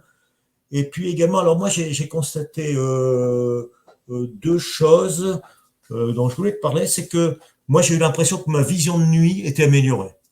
Alors, je ne sais pas si. D'ailleurs, tout le monde connaît Jean-Michel Bell. Je ne vais pas en reparler, mais je l'ai interviewé. La vidéo est sur YouTube et sur notre site il y a quelques jours. Lui, il a eu une expérience dans ce domaine-là qui a été mesurée. C'est-à-dire qu'il a subi une opération dans le sud de la France par un spécialiste sur un problème précis sur un œil. Et il en a parlé avec ce spécialiste et ils ont mesuré ça. C'est-à-dire que lui-même déclare qu'en fait, il a une meilleure vision, une meilleure différenciation des contrastes. Par exemple, quand il est sur une moto d'enduro, dans les sous-bois, tu arrives sur une version, enfin une vision tu es un peu ébloui par le soleil, etc. Tu arrives dans un endroit où c'est que tu as une ombre. Et d'après ce que j'ai compris, il y avait 20% d'amélioration mesurée par ce spécialiste avec je ne sais pas exactement quel outil, mais oui, apparemment, c'était documenté. Oui. Ah, moi, j'ai senti vraiment la différence sur la conduite de nuit, les éblouissements, tout ça. Il y a eu un avant et un après. Mhm. Alors après, on se complémente en collagène. Alors Mhm. est-ce qu'il y a peut-être avec le collagène, je veux dire, Alors, en fait, tu as un c'est quoi? syndrome très peu connu, enfin très peu reconnu en France, parce que la France a beaucoup de retard dans beaucoup de sujets, mais tu as un syndrome qui est le syndrome en français des corps flottants. C'est-à-dire que dans notre œil, qui est en fait, pour faire simple, une sphère étanche, tu Hmm. as des molécules de collagène très très petites, très très fines, relativement transparentes, qui se détachent à l'intérieur de l'œil. Et c'est ce qu'ils appellent des corps flottants. Et le Hmm. problème, c'est que c'est directement lié à la glycation. C'est-à-dire que c'est directement lié à deux facteurs. Une alimentation riche en glucides, premièrement, et deuxièmement, une exposition massive à une lumière bleue, c'est-à-dire les écrans de nos ordinateurs, tablettes, smartphones et maintenant les éclairages artificiels. Hmm. Et ça crée en fait une détérioration à l'intérieur de l'œil qui crée un syndrome des corps flottants. Hmm.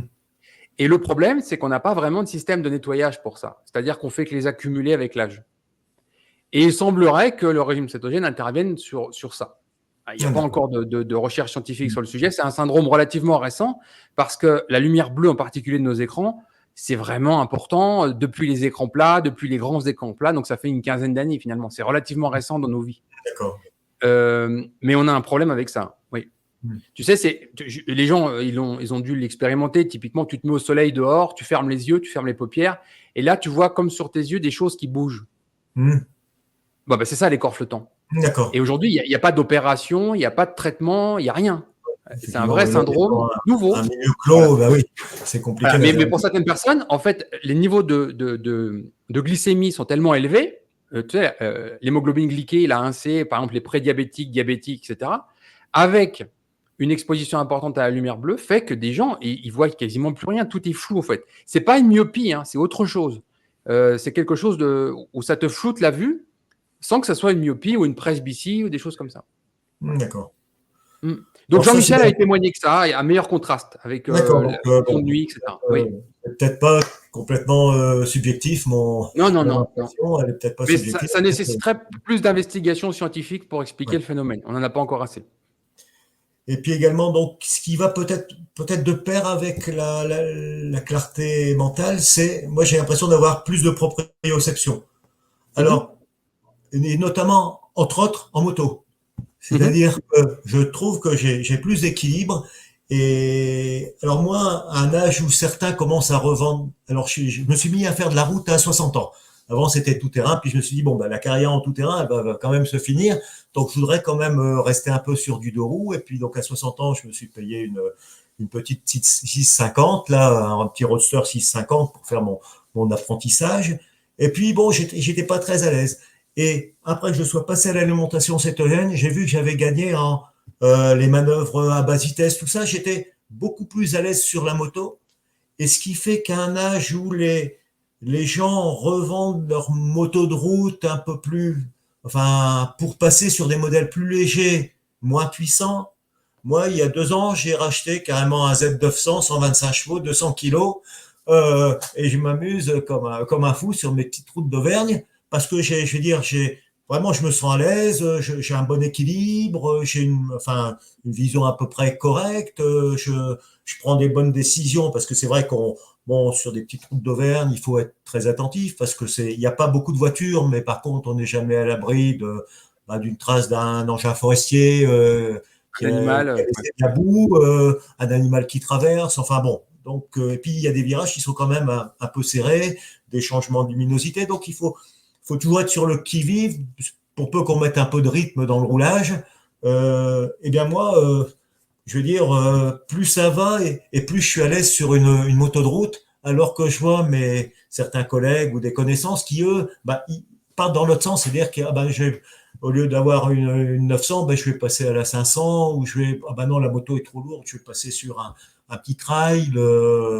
Et moi, je veux dire, j'ai vraiment trouvé, je pense que c'est pour moi associé à la clarté mentale, Oui, tout à fait. une meilleure proprioception sur la moto, une meilleure en enduro, une meilleure analyse des trajectoires parce que, Mhm. bon, tu le sais, en enduro, il faut pas regarder l'obstacle qui est juste devant. C'est-à-dire c'est un peu comme aux échecs, il faut anticiper 3 coups à l'avance parce que si dans un chemin, il y a des ravines un peu dans tous les sens, il vaut peut-être mieux privilégier une trace où la première ravine est plus difficile à passer pour après effacer les 3 suivantes, quoi. Donc, et j'ai constaté qu'avec l'alimentation cétogène, j'étais beaucoup plus à l'aise dans l'anticipation des trajectoires, quoi. Il y a plusieurs phénomènes qui viennent s'additionner. Tu as parlé de clarté mentale, il faut être clair. C'est comme, toi, tu es un pilote de motocross, un pilote d'enduro, c'est comme dire, voilà, j'ai une moto qui marche avec une essence du supermarché avec 10% d'éthanol dedans, versus un Avgaz ou une essence compétition. En fait. C'est la même différence, en fait. Hein. C'est-à-dire que concrètement, notre cerveau, quand il marche au glucose, il marche au ralenti.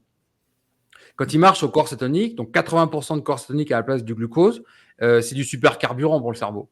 Mais c'est à la base son vrai carburant naturel. Le petit être humain, il arrive au monde en cétose nutritionnelle. Les corps cétoniques sont importants pour la formation du cerveau du petit être humain et c'est normal d'y être. Moi, j'ai d'innombrables études cliniques, j'arrête pas d'alerter sur le sujet, de l'importance de la cétose quand on a un trauma crânien. Donc en motocross, on est tellement concerné par ça, ça devrait être le schéma standard. J'ai interviewé mon ami le docteur Jonathan Edwards qui vit en Floride sur le sujet. Il faisait des perfusions de corps cétonique chez des gens qui avaient des traumas crâniens en 1999. En France, ou même aux États-Unis encore, c'est toujours pas le protocole standard. Donc les corps cétoniques pour le cerveau, c'est extrêmement important. On a un meilleur mode de fonctionnement, des temps de réactivité abaissés, on a un meilleur fonctionnement des neurotransmetteurs, c'est-à-dire une stabilité d'humeur, moins subi, on subit moins le stress, etc. Et il y a un autre aspect, c'est, alors j'utilise les deux mots parce que les gens vont me tomber dessus encore. Techniquement, on dit la choline, C-H-O-L-I-N-E. Moi, j'aime bien dire la choline parce que les gens ne comprennent pas quand on dit la colline. Quand on dit la colline, c'est on va gravir la colline. Non, non, non. Donc, c'est une molécule, c'est alimentaire. On la trouve principalement dans la cervelle, dans le jaune d'œuf, etc. En régime cétogène, on a souvent une plus grande consommation de choline. Pourquoi Parce que c'est des aliments qui sont privilégiés dans le régime cétogène et qui ne le sont pas dans le régime occidental. Et cette brique, elle est extrêmement importante pour les gaines de myéline. Et les gaines de myéline qui entourent nos nerfs, c'est ce qui permet d'avoir une neurotransmission beaucoup plus rapide. Mais elle est vraiment très importante, cette molécule, parce que typiquement, 90% des gens qui sont, des femmes qui sont enceintes ont un apport insuffisant. Les petits-enfants ont un apport insuffisant. On a une vraie carence, j'en avais parlé d'ailleurs spécialement dans Bonjour Keto, j'avais attiré l'attention sur cette molécule, parce qu'on a un vrai problème avec ça. Et tu prends un exemple précis. Tu prends une personne qui part d'un marathon. Tu fais une analyse, ils ont réussi à mesurer les niveaux de choline de cette personne avant le départ, eh bien, tu as une dégradation de cette matière qui entoure les gaines à l'arrivée. C'est-à-dire qu'il faut avoir la molécule dans son assiette pour pouvoir la régénérer. Et aujourd'hui, le régime cétogène est certainement le régime le plus riche dans cette molécule. Et donc, nous avons un système nerveux plus efficace, plus rapide, parce que, pour faire simple, si on retire cette molécule autour de nos nerfs, on est au ralenti, quoi. On tombe sur un Vespa ou un Solex. Alors que quand la gaine, elle est concrètement bien entourée de cette molécule, on est dans une Formule 1. Et c'est pour ça qu'il y a une différenciation, en fait, les neurones, les motoneurones, les retours d'informations nerveuses sur tes sensations, sur tes repose-pieds, sur ton guidon, etc. Tu te sens plus alerte, plus efficace, plus rapide, plus précis grâce à ça. C'est vraiment la sensation que j'ai, quoi. Hein. Oui. Et tu vois que la nutrition, elle a un impact concret, quoi, sur ta vie, sur tes sensations. C'est important. Alors ensuite, sur le deuxième objectif, moi, c'était de pouvoir continuer à faire du sport. Si là, j'ai un peu développé expliqué ce que ça m'avait apporté au quotidien, quoi. Après, bon, sur l'aspect sportif, moi, c'était pas de faire des chronos, d'être champion du monde. Hein.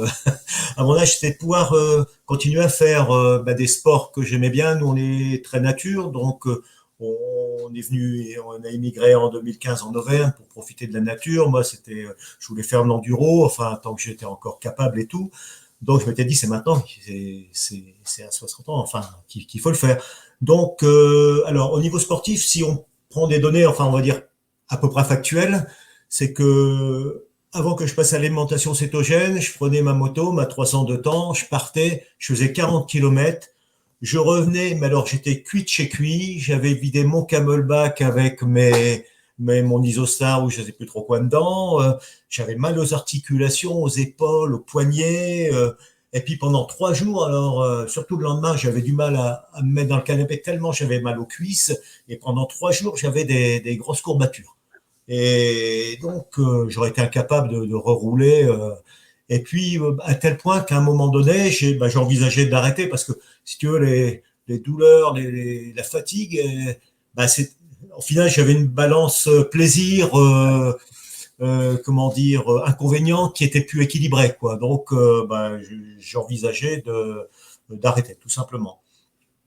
Et puis, bon, est venu le passage à l'alimentation cétogène.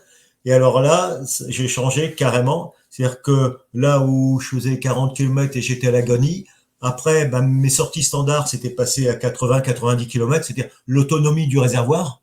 Parce que, bon, après, faut remettre de l'essence, mais au fond des bois, c'est pas toujours pratique. Hein. Donc, après, j'avais juste une bonne fatigue.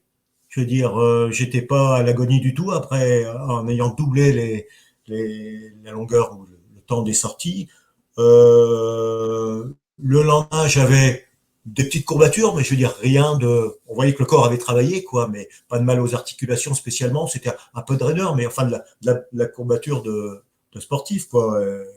Et puis, en plus, j'ai repris la compétition. C'est-à-dire que moi, qui avais jamais fait un enduro de ma vie, parce que je venais du monde du motocross, bon, j'avais fait ma dernière compétition, j'avais à peu près 50 ans, enfin une compétition très très soft sur le terrain de motocross d'Ernée quand même, où Ah j'habitais oui, près d'Ernée, et oui. donc je faisais partie de l'organisation, enfin, et c'était mon club, j'avais une licence à Ernée, donc je connaissais le circuit, puis j'ai fait une course, ma dernière course sous licence là-bas. Mais bon, bon, ça devenait vraiment trop difficile. Et puis là, comme ça marchait bien avec l'alimentation cétogène, j'ai des amis qui m'ont dit, tu ne ferais pas un enduro avec nous? Il y a un enduro dans le Gard, là, au mois de mai, il risque de faire beau, tout ça, c'est sympa. Ouais, je dis, ouais, mais moi, je me sens pas capable de faire un enduro. Ah, puis je dis, bon, allez, on va se fixer un objectif. On va y aller parce qu'on s'est inscrit avant que j'ai basculé en alimentation cétogène parce que ça, j'ai basculé mi-février et la course était au mois de mai, mais les inscriptions, ça se prend 3 mois avant et puis je savais pas comment j'allais réagir. Bon, je dis, écoute, je vais m'inscrire et puis je verrai si, donc on loue un mobil-home là-bas à Gite dans le Gard. Et puis là, donc, compétition sur 2 jours, 185 km de moto.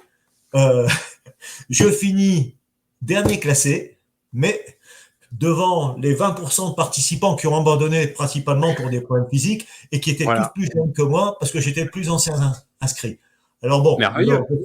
lors de cette compétition, c'est vrai que mon objectif c'était surtout de finir parce qu'un enduro, c'est comme dans le nom, il y a endurance.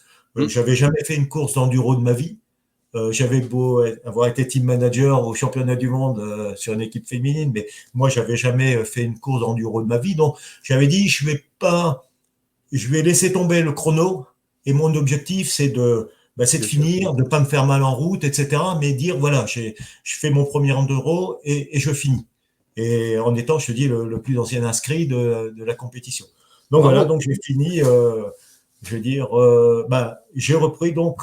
Ça a même dû te surprendre. Tu t'es dit, ça a même dû te donner d'autres envies en disant, on va en faire d'autres, parce que là, c'était un beau challenge et tu l'as réussi. Alors là, oui, ça a été, je veux dire, alors après on va voir, mais je me suis pas orienté sur la compétition, mais je veux dire faire 185 km, on va dire ça fait 90 km par jour.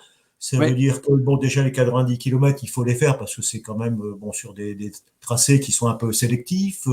Après, il faut repartir le lendemain. Je sais pas si c'est même pas presque pire de repartir le lendemain parce que je veux dire, tu as les courbatures qui montent et tout, c'est et un peu puis comme faire deux marathons un jour après l'autre, quoi. C'est pareil. ouais.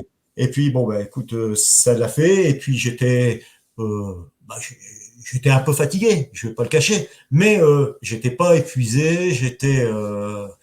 Euh, enfin, ça s'est vraiment bien passé, quoi. Donc, pour dire sous l'aspect sportif, c'était bien. Et alors après, j'ai pas continué dans la compétition. Je suis parti en Auvergne. Ils organisent beaucoup de randonnées, notamment dans le cadre du Téléthon, qui sont des randonnées automnales et hivernales, où on fait 80 km le matin, 80 km l'après-midi, etc., dans des conditions quelquefois grasses et tout. Donc, j'ai plutôt fait ça. Et puis également, moi, ça m'a permis de rouler avec des gens qui avaient au départ un meilleur niveau que moi, quoi, et donc de se faire des randonnées le week-end avec des copains. Bah, tu fais 40, 50 km le matin, tu te fais un petit resto de village, et puis après tu repars pour une cinquantaine de kilomètres l'après-midi. Enfin bon, vraiment, on va dire l'enduro plaisir, l'enduro Ouais. convivial. Et Bah, c'est ça, à la base, à la vraie origine. L'enduro est né comme ça, quoi. Avec les copains, il n'y a pas de pression. On part avec une moto dans la nature pour visiter tranquillement. Il n'y a pas de pression. C'était ça et c'est l'origine. avec beaucoup de plaisir, si tu veux, parce que avant, je savais que j'étais juste physiquement, j'avais des problèmes dès qu'il y avait un franchissement, il fallait pousser la moto et tout. Je faisais une baisse de glycémie, je pompais sur mon camelback, enfin, c'était pour repartir, c'était Ah, compliqué et tout. Et là, je me disais, je pars, je mets des électrolytes dans mon camelback, et puis je savais que j'allais pouvoir suivre sur la durée, tout ça. J'étais beaucoup moins stressé de pas être au niveau de mes copains qui sont majoritairement, qui sont plus jeunes. À cet âge-là, quand tu fais de l'enduro entre 60 et 65 ans, tu n'en as plus beaucoup qui ont ton âge ou plus haut, quoi. Hein. Donc, voilà. Bah, tu Donc, sais, concrètement, pour expliquer le phénomène, de ce que tu as ressenti, cette différence entre avant le keto, après, cette différence avec ton état physique le lendemain, où tu te sens beaucoup mieux, où tu es désormais capable d'enchaîner plusieurs jours d'efforts, etc. L'explication, elle est ultra simple. Hein. C'est-à-dire, on a une usine à énergie qui s'appelle la mitochondrie. Tu as plusieurs cycles énergétiques, 4 grands cycles énergétiques qui permettent de produire de l'énergie. L'unité énergétique de nos mitochondries, c'est pas les glucides, les protéines, les lipides, tout ce qu'on veut, ça s'appelle l'ATP. L'ATP, c'est des cycles précis, ATP, AMP, adénosine à la fin, etc. Et avec l'âge, tu as une baisse d'un ratio qui est absolument central, qui produit à la fin du pyruvate et qui produit à la fin du lactate. Et le lactate, en fait, on sait très bien que, par exemple, quand on fait des entraînements de course à pied, de vélo, etc., beaucoup de gens calent leur entraînement sur le seuil au lactate. Le lactate, avec une petite bandelette, une petite goutte de sang, on peut mesurer son taux de lactate, etc. Le gros avantage du régime cétogène, c'est qu'en fait, on vient directement utiliser ce lactate. Et le lactate, en fait, c'est un vrai carburant, c'est pas un déchet. Et nous, en tant qu'athlètes en keto, on utilise ce lactate. Il n'est pas un facteur limitant. Alors que des gens qui sont dans un régime riche en glucides, en fait, il ne fait que s'accumuler. À un moment donné, on est incapable d'utiliser tout ce lactate et il s'accumule à des niveaux trop hauts. Alors, ce n'est pas le lactate qui est le facteur limitant, c'est d'autres résidus. Mais c'est pour donner une explication du problème. En fait, nous, on devient des utilisateurs de ce lactate. Et c'est pour ça qu'une personne qui va faire une grosse épreuve, typiquement un marathon, avec un régime riche en glucides, le lendemain, elle est pliée en deux, voire le surlendemain, c'est encore pire. Elle est vraiment cassée, quoi, avec des vraies douleurs musculaires, etc. Et des gens qui sont passés en keto après, on l'a vu avec les années, ils sont capables de renchaîner un marathon le lendemain ou le surlendemain. Ça veut dire que cette accumulation de substrats énergétiques n'est plus problématique parce qu'on les utilise. Et c'est pour ça que tu te sens si bien après. Après, c'est juste les muscles qui ont travaillé, je vais dire, bon, mais c'est pas plus que ça, quoi, je vais dire. Et puis sur je veux dire, quand on fait des sorties journée, on va rouler 5-6 heures dans la journée. Moi, j'ai juste mon camelback avec la petite pastille d'électrolyte achetée chez Decathlon que je mets dedans, et ça me suffit. Alors qu'avant, j'étais sans arrêt à mettre je veux dire, et puis je bois beaucoup moins aussi. J'ai constaté que je buvais moins. Tu transpires moins aussi. Tu bois moins et tu transpires moins. Ouais. Voilà, donc un peu sur l'aspect sportif, quoi, les bienfaits que j'ai eus, c'est-à-dire même si, je veux dire, ça reste du sport plaisir, mais ça reste que du sport plaisir, je veux dire. Il n'y a plus derrière de difficultés. Alors après, bon, en ce moment, j'ai un peu laissé de côté la moto tout-terrain parce que j'ai des problèmes de lombalgie, mais bon, la carcasse a quand même presque 66 ans, donc bon, elle a déjà vécu, mais ça, je veux dire, je peux encore faire plein de choses. Bon, là, je suis en petite période de mal au dos, qu'est-ce que je fais? Je vais à la salle de fitness, quoi. Et donc, je soulève de la fonte, enfin, je fais des activités Un des physiques. problèmes, parce que tous les sujets sont liés, on ne va pas en parler aujourd'hui, l'exposition au froid, la lumière, le soleil, enfin, je ne vais pas parler de tout ça aujourd'hui. Mais un des problèmes de notre société aujourd'hui, que j'ai souligné tout à l'heure, c'est les écrans avec la lumière bleue. Mais le lien avec ces écrans à la lumière bleue, c'est la position assise. Elle est catastrophique. Toi, en ce moment même, je te parle, je suis debout. Et moi, j'ai un bureau debout depuis 7-8 ans maintenant, et je ne travaille plus que comme ça. Parce qu'en fait, la position assise, c'est la pire qu'on puisse avoir pour notre dos. Alors, au début, on ne s'en rend pas compte à 20 ans parce qu'on on fait nos études, etc. On ne s'en rend pas compte. Le corps, il encaisse le truc. Puis après, avec les années, et honnêtement, si j'ai un petit conseil à te donner, tu investis ou tu le fabriques, un bureau debout. Toi, je ne sais pas à combien je suis. Le bureau, il est à 1m10 ou 1m20 avec mon écran devant. Là, je suis complètement debout et les problèmes de dos, ils passent. Ouais. Donc Ouais, après, c'est un bon investissement. je sais que de temps en temps, bon, je veux dire, avec l'âge, ça m'arrive par exemple, de me blesser. Je parlais des sorties. Bon, on se blesse, on arrête la moto pendant 3 mois. Je reprends la moto sans en avoir fait depuis 3 mois. Je fais 80-90 km, quoi. Je veux dire, je j'ai pas l'impression de perdre, si tu veux, dans ces phases où il y a des arrêts. Voilà, donc plein d'avantages au niveau sportif, hein, qui me permettent de continuer à me faire plaisir dans les monts d'Auvergne. Et puis Ce qui est quand ensuite, même le principal, parce qu'à 66 ans, tu continues à te faire plaisir sur une moto d'enduro et tu pars avec des gens qui sont beaucoup plus jeunes que toi et tu suis et tu continues à pratiquer ta passion. ouais, c'est C'est ça ça, qui est oui, super c'est ça, important. c'est l'objectif, quoi. Maintenant, Mm. plus d'objectifs de championnat, quoi. Et puis donc je disais oui, donc les objectifs qu'on poursuivait, c'était bon le bien-être quotidien, l'aspect sportif, et puis c'était l'aspect vis-à-vis des maladies. Mhm. Hein, parce que bon, je disais, on atteint à 66 ans, enfin quand j'ai commencé à 60 ans l'alimentation cétogène, bon, je sais que derrière on commence à aller au devant d'un certain nombre de soucis. Alors moi, depuis que j'ai commencé, on va dire depuis presque 6 ans, écoute, j'ai pas développé de pathologie. Euh, j'ai aucun souci. Je veux dire, il y a à 66 ans, moi, je prends pas un traitement. Euh, Très bon, de bien. temps en temps, quelques anti-inflammatoires pour le dos, mais faut dire que mes problèmes de dos, à 20 ans, je faisais déjà des lumbagos. Donc, c'est pas nouveau. Je veux dire, j'ai toujours été fragile du dos, mais je veux dire, à part dans ces épisodes-là, je veux dire, je vois j'ai des amis ou de la famille à 65 ans, ils ont des ordonnances comme ça, avec 3 cachets le matin de ci, 2 cachets à midi de ça, etc.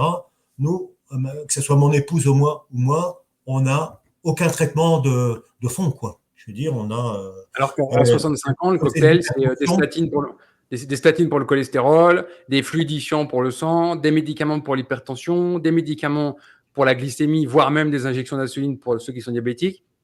Il y a très peu de gens, en fait, en vieillissant, qui se passent complètement de médicaments aujourd'hui, malheureusement. Alors, mon épouse faisait de l'hypertension en prenant des médicaments. Mm-hmm. Elle est passée à l'alimentation cétogène et à un moment donné, ça allait plus.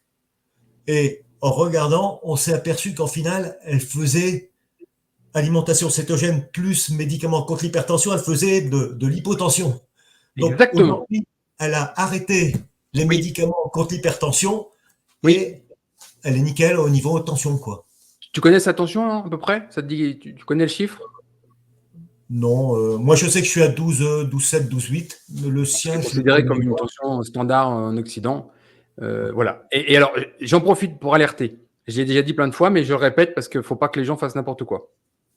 Quand vous avez un traitement, en particulier certains qui touchent justement l'hypertension, la glycémie, euh, euh, des antagonistes pour certaines molécules, etc., parlez-en à votre médecin de votre régime cétogène. Pourquoi? Ce n'est pas parce que le régime cétogène est dangereux, c'est parce que votre traitement est calibré pour un régime riche en glucides. Et que, automatiquement, en enlevant les glucides de votre alimentation, votre traitement n'est plus adapté. Donc, typiquement, le régime cétogène va vous faire perdre de l'eau, va vous faire descendre naturellement la tension. Quelqu'un qui a, par exemple, qui est en hypertension, qui est à partir de 15,9, 15,10, 16,10, des choses comme ça, il prend un médicament contre l'hypertension. Naturellement, le régime cétogène va vous ramener à 12,8, mais rapidement, en quelques mois. Elle Et est avec dans les ces années, voies-là. voilà, avec les années, beaucoup plus bas. Moi je suis à 10,6 en temps normal, et beaucoup de gens sont à 10,6, 11,6, 11,7 dans ces eaux-là. qui est considéré presque comme très bas en Occident, alors que c'est une tension normale. Donc, ça veut dire que le médicament, il va faire un effet démultiplicateur, ça va s'additionner. Et là, vous pourriez tomber à des niveaux beaucoup trop bas. Ah oui, c'est pour Donc, ça, c'est ce qui s'est pareil passé pour la exactement. glycémie.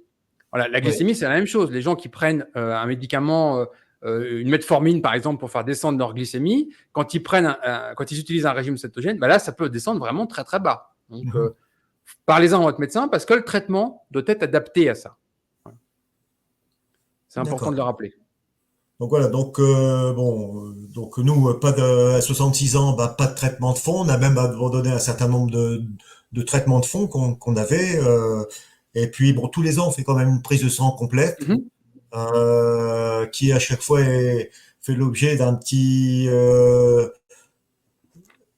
un petit je vais débat. pas dire d'un combat, mais d'un échange un peu vif avec notre médecin. C'est-à-dire que quand je regarde toute la prise de sang, tout est nickel. Vraiment, on est dans que ce soit mon épouse ou moi, on est dans les normes. Bon, mais il y a le problème du cholestérol.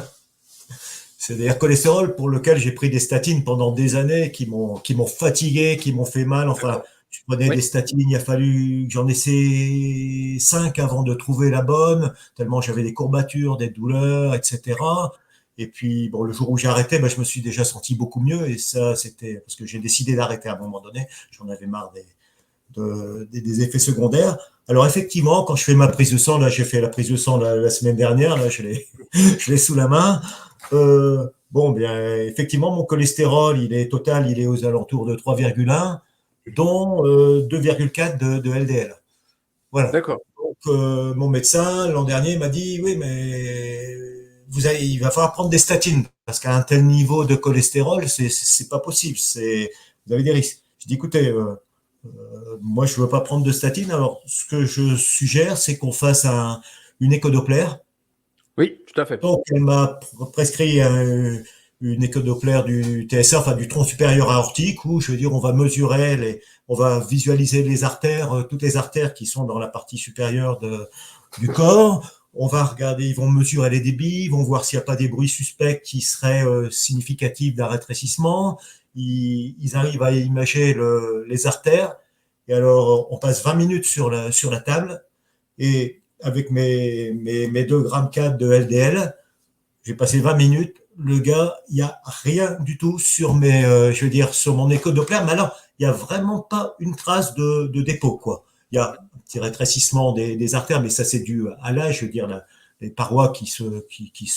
Mais en termes de dépôt, je veux dire, ce qui est un peu chassé quand on nous fait prendre des statines, il y a zéro dépôt, quoi. Et mon épouse, c'est la même chose. On a passé tous les deux l'examen parce qu'on voulait pas prendre de statine. Et après, on est retourné chez le médecin. On a dit écoutez, on est bien d'accord. Il n'y a pas d'indication à ce qu'on prenne des statines dans la mesure où on n'a aucun dépôt, je veux dire, dans les artères, quoi. Ça serait. Et qu'est-ce qu'il a dit? Qu'est-ce qu'il a dit après ça? Qu'est-ce qu'il t'a dit quand il a vu l'image, les résultats d'image? Oui, mais enfin après, il n'y a pas forcément que le dépôt dans les artères qui pourrait influer sur le fait de prendre des statines. Alors j'ai pas trop creusé parce que je veux dire moi ma politique, enfin, je me suis fait ma conviction en me disant d'une part les statines c'est pas bon, il y a beaucoup d'effets secondaires. Le cholestérol c'est pas si mauvais qu'on le dit. Il y a quand même du lobbying de certains. Pourtant, je suis pas complotiste du tout, hein, mais c'est clair qu'il y a eu du lobbying des industries pharmaceutiques pour faire descendre des seuils. Attention, complotiste, c'est presque un compliment aujourd'hui, parce que complotiste, c'est un peu avoir raison avant tout le monde, parce que concrètement, il y a un vrai complot. Moi, je vais appuyer sur le sujet. C'est-à-dire, ton médecin, si tu lui demandes, est-ce que vous pouvez me donner les essais thérapeutiques qui prouvent que les statines réduisent la mortalité cardiovasculaire pour les gens qui ont beaucoup de cholestérol, donnez-les-moi. Donnez-moi les références. Il n'y en a pas, hein. C'est pas compliqué. Moi, je les ai tous. Il y en a 13. Il y en a 13 qui ont été faits en 30 ans. Les 13 montrent une chose, rien. Il n'y a pas de différence. Voire un effet négatif. Donc, à un moment donné, moi, je veux bien que les médecins ils aient ce discours, mais c'est stupide. C'est-à-dire, concrètement, ils n'ont aucune donnée clinique qui nous montre Et même chez les gens qui ont des problèmes de cholestérolémie familiale avec des niveaux très élevés, toi, là, tu parles d'un 3 grammes total, moi, je te parle d'un 8, 9, 10 grammes. Il n'y a pas d'effet. Il n'y a pas d'effet. Donc, non seulement le cholestérol n'est pas mauvais pour notre santé, mais le cholestérol est indispensable pour notre santé. C'est exactement l'effet inverse. Ouais. C'est-à-dire que quand tu prends toi, tu es un ingénieur, tu aimes les chiffres et c'est super important. Quand on prend les grandes données, on s'aperçoit d'une chose évidente. Plus le cholestérol est bas, plus on meurt prématurément toute cause, y compris cardiovasculaire. Ouais. Le facteur numéro 1 des pathologies cardiovasculaires, c'est la glycémie, c'est la résistance à l'insuline, c'est le prédiabète et c'est le diabète. C'est ça qui vous envoie sur les problèmes cardiovasculaires. Et on le voit aux États-Unis, où ils sont champions des problèmes cardiovasculaires. Parce qu'ils sont aussi champions du diabète et du prédiabète et tout ça. Quand on regarde les chiffres, ils sont évidents. Et je l'ai rappelé dans Bonjour Keto, le premier en France qui a alerté là-dessus, c'est un gérontologue de 1986 qui ne comprend pas parce que dans son travail de gérontologue, donc il s'occupe des personnes âgées, il se rend compte en fait que toutes les personnes qui ont un cholestérol élevé meurent très tardivement et toutes celles qui ont un cholestérol très bas meurent prématurément. Donc il se dit c'est bizarre. Et il a publié une étude là-dessus. Mais après, on en a des centaines et des centaines et des centaines. Et quand on voit, par exemple, la plus large que je possède, elle concerne 7 millions de personnes en Corée du Sud, où ils ont toutes les données de tous les assurés en Corée du Sud. Et on voit très bien, c'est linéaire. Plus le cholestérol est bas, plus on meurt prématurément. Et quand on prend la mortalité cardiovasculaire, toute cause, on ne va pas rentrer dans les détails, mortalité cardiovasculaire, 90% des gens qui meurent d'accidents cardiovasculaires ont un cholestérol dans la norme, c'est-à-dire 2 grammes. Donc, c'est une hérésie, c'est un mensonge, c'est un scandale. Tu as 7 millions de Français qui prennent des statines tous les jours. Et c'est basé sur aucune science. C'est des marabouts, hein, ceux qui prescrivent ça. Je ne donne pas d'autres noms. Vous êtes des marabouts, les gars. Parce que vous n'avez aucune science solide à donner à vos patients. Moi, je serais plus nuancé que toi, parce que je sais que tes positions sont très tranchées. Ils sont tranchés, je peux les argumenter. Moi, je leur dis, amenez-moi de la science solide pour démontrer ça. Après, un médecin, il doit avoir un spectre très large de toutes les pathologies et tout. Donc, il apprend. On lui enseigne un certain nombre de choses. Le médecin, il a fait un serment. D'abord, ne pas nuire. Ne pas nuire. En premier. Et quand on regarde la petite notice qui est fournie avec ta boîte de statine, c'est nuire qui a écrit dessus. Regarde la liste. Les maladies neurodégénératives, le développement du diabète, etc., etc. C'est marqué noir sur blanc dedans. Donc, des gens qui vont te prescrire une statine pour un problème cholestérol qui n'existe pas vont te créer un vrai problème de maladie neurodégénérative et de problème de diabète. C'est un scandale. Le problème, c'est que quand il y a une découverte, en fait, tu le dis toi-même, j'ai déjà entendu tes propos, mais c'est aussi mon opinion, c'est qu'à un moment donné, ils ont été formés, donc ils croient à ce en quoi ils ont été formés, et sauf qu'il faut 20 ans ou 30 ans pour que des nouvelles recherches arrivent dans les nouvelles générations de médecins. Non, alors là, j'y crois même pas. Franchement, j'y crois pas, parce que ce que je constate, en fait, va perdurer, et parce qu'on est arrivé à un niveau aujourd'hui dans le monde où on n'est plus sur de la science, on est sur de la religion. Vraiment. C'est-à-dire que quelqu'un qui a une vraie démarche scientifique, j'en connais très peu aujourd'hui, et on est vraiment je donne toujours ce même exemple parce que pour moi, il est symptomatique de la religion. Nous avons aux États-Unis le président des cardiologues américains qui, à 56 ans, fait un infarctus en plein milieu du congrès de cardiologie. Le gars a 56 ans. Le gars est cardiologue. C'est sa spécialité, ce métier-là. C'est son travail. Il est le président de tous les autres et il te fait à 56 ans un infarctus et à 56 ans, on lui pose en urgence 3 stents. Qu'est-ce qu'il fait dans la vie? Il fait un régime alimentaire pauvre en graisses saturées, pauvre en gras, pauvre en cholestérol. Il prend une statine. Il a un cholestérol très bas, comme toutes ces directives que lui-même produit. Il fait son accident cardiovasculaire. Est-ce que lui-même s'est remis en question en disant il y a peut-être quelque chose que j'ai pas bien fait? Non, on continue dans la connerie. Et c'est pour ça que je voue un culte à Tim Noakes. Tim Noakes qui nous a préfacé notre premier livre. Parce que Tim Noakes fait sa carrière entière en tant que spécialiste mondial de la nutrition sportive.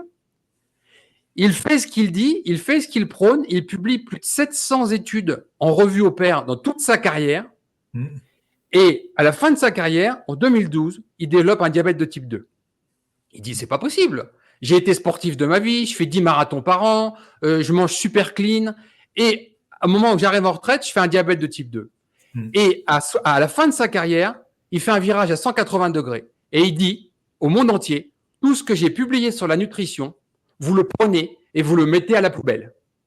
T'imagines? Il faut avoir des couilles pour faire ça. Parce qu'au niveau de connaissance qu'il a, le mec, c'est une rockstar. Hein. Il est super connu dans le monde entier. Ça fait 30 ans qu'il publie sur le sujet. C'est une rockstar. Dire à son niveau, je me suis trompé, c'est extrêmement rare. Et c'est pour ça qu'il il a tout mon respect, parce que ça veut dire que c'est quelqu'un qui est dans une vraie démarche scientifique. C'est quelqu'un qui est capable d'aller dans un sens et à un moment de dire je me suis trompé, je fais demi-tour, voilà ce que maintenant je pense qu'il faut faire. Et aujourd'hui, on n'est plus dans un monde qui fonctionne comme ça, malheureusement. Donc les gens qui ont appris ces conneries, les gens qui prennent eux-mêmes les médicaments qu'ils prescrivent, qui leur détruisent leur santé, 90% du temps sont incapables d'avouer leur erreur. Alors après, on voit que quand même il y a des choses qui changent parce que maintenant on commence à parler. Avant, on parlait que du gras. Faut supprimer le gras. On parlait pas du sucre. Depuis quelques années, quand même, on insiste de plus en plus sur la baisse des glucides, quoi. Il y a quand même un changement qui est en train de s'amorcer où on met plus, je pense, c'est les prémices où on met plus tout sur le dos du gras, mais aujourd'hui, on dit c'est le gras et les glucides. Il y a Alors, attends, tu vois, on arrive à un truc totalement stupide. Manger équilibré, pas trop de protéines, pas trop de gras, pas trop de lipides, pas trop de sel. Ok, mais concrètement, c'est quoi? C'est ça le problème. Non, mais je suis d'accord. Et je vais te donner juste un autre exemple, parce que l'Europe, en fait, suit les États-Unis. Tout se passe aux États-Unis. Les pires conneries ont pris l'origine aux États-Unis et elles ont été retranscrites dans le monde entier. Tu as une étude en 1960 qui a été financiée par l'industrie du sucre. Ouais. Où les gens ont été corrompus, c'est-à-dire des scientifiques ont été payés pour donner de mauvaises conclusions de leurs études, pour accuser le gras de tous les maux, alors qu'en fait, c'était le sucre. On l'a su plus tard. Ouais. Rien n'a été réparé. Un autre problème, tu as les directives nutritionnelles américaines, tu as 11 personnes qui sont au board, 11 scientifiques de haut renom, de grande renommée, qui viennent décider de ce que les Américains vont manger les 5 prochaines années. Quand je dis les Américains, c'est les écoles, les maisons de retraite, les cantines de l'armée, etc., etc. D'accord. 10 sont au conflit d'intérêts direct par l'industrie agroalimentaire. 10 sur 11. Tu crois qu'ils vont faire quoi quand ils sont payés par toutes les grandes marques qu'on connaît dans le monde? Mais quand je dis payés, c'est des 50 000, 100 000, 200 000, 250 000 dollars par an. Ouais. Est-ce que tu crois que si toi, tu es payé par l'industrie automobile qui fait du véhicule thermique, tu vas dire du mal du véhicule thermique? Non, c'est logique. Tu es payé par ces gens-là. Tu es employé par ces gens-là.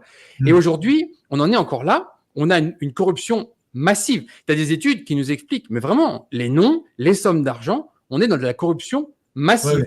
Et ces études-là aux États-Unis font référence et sont reprises globalement dans le monde entier. Donc, on reste autour des 55% de glucides, etc. Et tu as une autre industrie aujourd'hui qui est en train de monter, qui a beaucoup d'argent, c'est l'industrie végane. Donc là, ils veulent nous faire manger des protéines végétales en nous disant c'est la même chose que de la viande. Typiquement, tu as un truc qui a une liste d'ingrédients longue comme ça et on va te dire, vous inquiétez pas, c'est comme le beefsteak d'à côté. Sauf que c'est faux. Et ces gens-là, ils arrosent avec beaucoup, beaucoup, beaucoup d'argent, de la science frelatée. Ils sont capables, si tu veux, de te sortir une étude avec 25 auteurs. 25 auteurs. L'étude, elle a coûté des dizaines de millions de dollars. Et à la fin, ils te mettent, il n'y a pas de conflit d'intérêt. Hein. Non, mais ils sont capables de faire ça. Et aujourd'hui, tu as un grand documentaire qui tourne, là, qui vient de sortir sur Netflix, là, sur 2 jumeaux, qui était la même connerie que Game Changer il y a 5 ans. Tout ça, c'est financé par les mêmes personnes qui produisent des protéines végétales pour les véganes et qui allongent beaucoup, beaucoup, beaucoup d'argent. Ouais. Et en face, les producteurs d'œufs, de bœuf et tout ça, ils n'ont pas l'argent pour aligner la même propagande. Hein. Attention. C'est pour ça que je dis que je ne suis pas très optimiste quand même sur l'avenir. Parce que c'est déséquilibré au niveau des moyens. Les moyens de communication, les moyens d'influence sont très, très déséquilibrés. C'est vrai qu'au niveau comme on était sur le sujet du cholestérol, effectivement, il y a le marché des statines qui est énorme. Et qui a été de mémoire, je crois que qu'aux États-Unis, c'est 46 milliards par an. 46 ils avaient baissé le seuil de déclenchement, enfin de prescription pour les statines. Comme c'est une courbe de Gauss, je veux dire, le fait de bouger un peu, ça augmente façon je donne souvent cet exemple. La norme chez un médecin, cholestérol, dans les années 50-60, c'était 3 grammes. On disait en dessous de 3 grammes, on s'en fout, c'est très bien. Donc là, aujourd'hui, toi, tu es dans la norme. Puis après, alors j'ai plus les dates exactement, je crois que c'est début des années 80, ils sont passés à 2,5. Et puis fin des années 80, ils sont passés à 2. Comment ils ont fait ça? Ils se sont dit, comme ça, il y aura 90% des gens qui seront au-dessus. Donc on va pouvoir vendre des statines. Et tu sais qu'ils sont en train de faire la même chose avec la tension. C'est-à-dire que la célèbre norme 13,7 pour la tension, 13,7, 13,8, ils sont en train d'essayer de la descendre. Comme ça, il y a plus de gens qui ont besoin de médicaments contre l'hypertension. Ah, d'accord. Alors, les gens qui sont en régime cétogène ne seront pas concernés, c'est clair. Par contre, les Occidentaux, eux, ils vont l'être. Mais c'est comme si sur la route, tu passes la limitation de vitesse de 90 à 30. Hein. Même si tu es avec un vélo et que tu roules un peu fort, tu es au-delà de 30, en fait. Tout le monde en excès de vitesse. Alors, il y a quand même un truc que je prends pour mes artères, c'est le vitamine MK2. Oui, très bien, très bien. Donc, parce que, bon, si j'ai bien compris, le problème de. Alors, je me trompe toujours un peu dans le vocabulaire artériosclérose ou. Enfin, Oui. euh, En ces fait, fameuses. tu as deux vitamines K. La vitamine K, Ouais, tu as la vitamine K1 et la vitamine K2. La vitamine ouais. K2, on la trouve principalement dans le règne animal où elle est fabriquée dans notre microbiote intestinal à partir de la K1. En K2 en direct, on la trouve par exemple un petit peu dans les œufs, dans le foie ou dans les fromages. Tous les fromages fermentés sont riches en K2 Ouais. et en particulier dans la croûte de fromage. Mm, Je précise, mm, c'est pas pareil que le cœur. ouais, ouais. Bon, la vitamine K2, on peut l'avoir aussi en supplément. Pour faire simple, généralement, on l'associe avec de la vitamine D. Donc, vitamine D, calcium, activité parathyroïdienne et vitamine K, tout ça, c'est un peu imbriqué. Et Mm, donc, la vitamine K2, sa fonction, en fait, c'est d'aller déposer le calcium sur l'os pour éviter les dépôts de calcium dans les artères, pour faire simple. c'est ce que j'avais Voilà. compris, oui. Oui, Donc, voilà. c'est justement pour, je veux dire, éviter ce phénomène De calcification, ouais. de Mais dépôt dans, est-ce que tu sais que dans des les gens artères. qui avaient la même imagerie médicale que tu as faite pour tes dépôts de calcium dans tes artères, est-ce que tu sais que le régime cétogène inverse ça?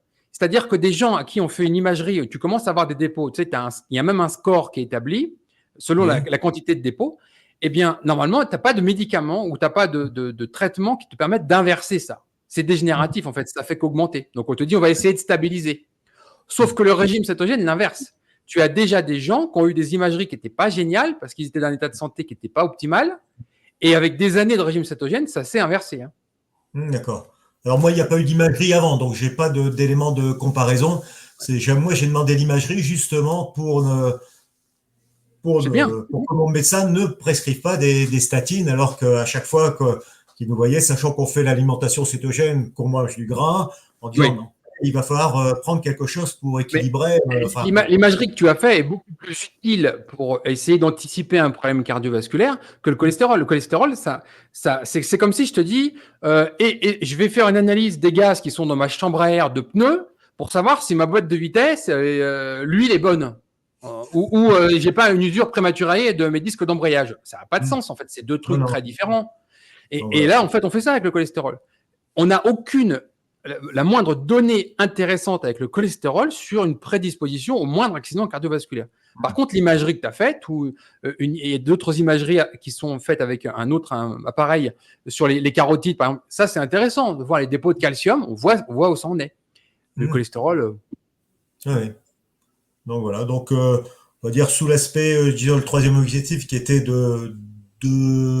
d'anticiper les problèmes de santé, bah aujourd'hui on va dire qu'il est atteint parce qu'on n'a pas on n'a pas de problème de santé pour l'instant, on n'a pas de maladie, pas de traitement, C'est tout ce que des je te souhaite. contrôles que ce soit au niveau tension ou analyse de sang Hum. qui sont bonnes, je veux dire tout est dans les normes, donc bah, globalement il Et se tu passe rien vois, quoi. pareil, au niveau des analyses de sang, beaucoup de gens me disent oui, qu'est-ce que je devrais faire comme analyse de sang? Et moi, je ne sais jamais trop quoi répondre parce que une analyse de sang, en fait, ça se fait que quand tu cherches quelque chose. Tu peux faire des Mmh, centaines et des centaines de recherches différentes.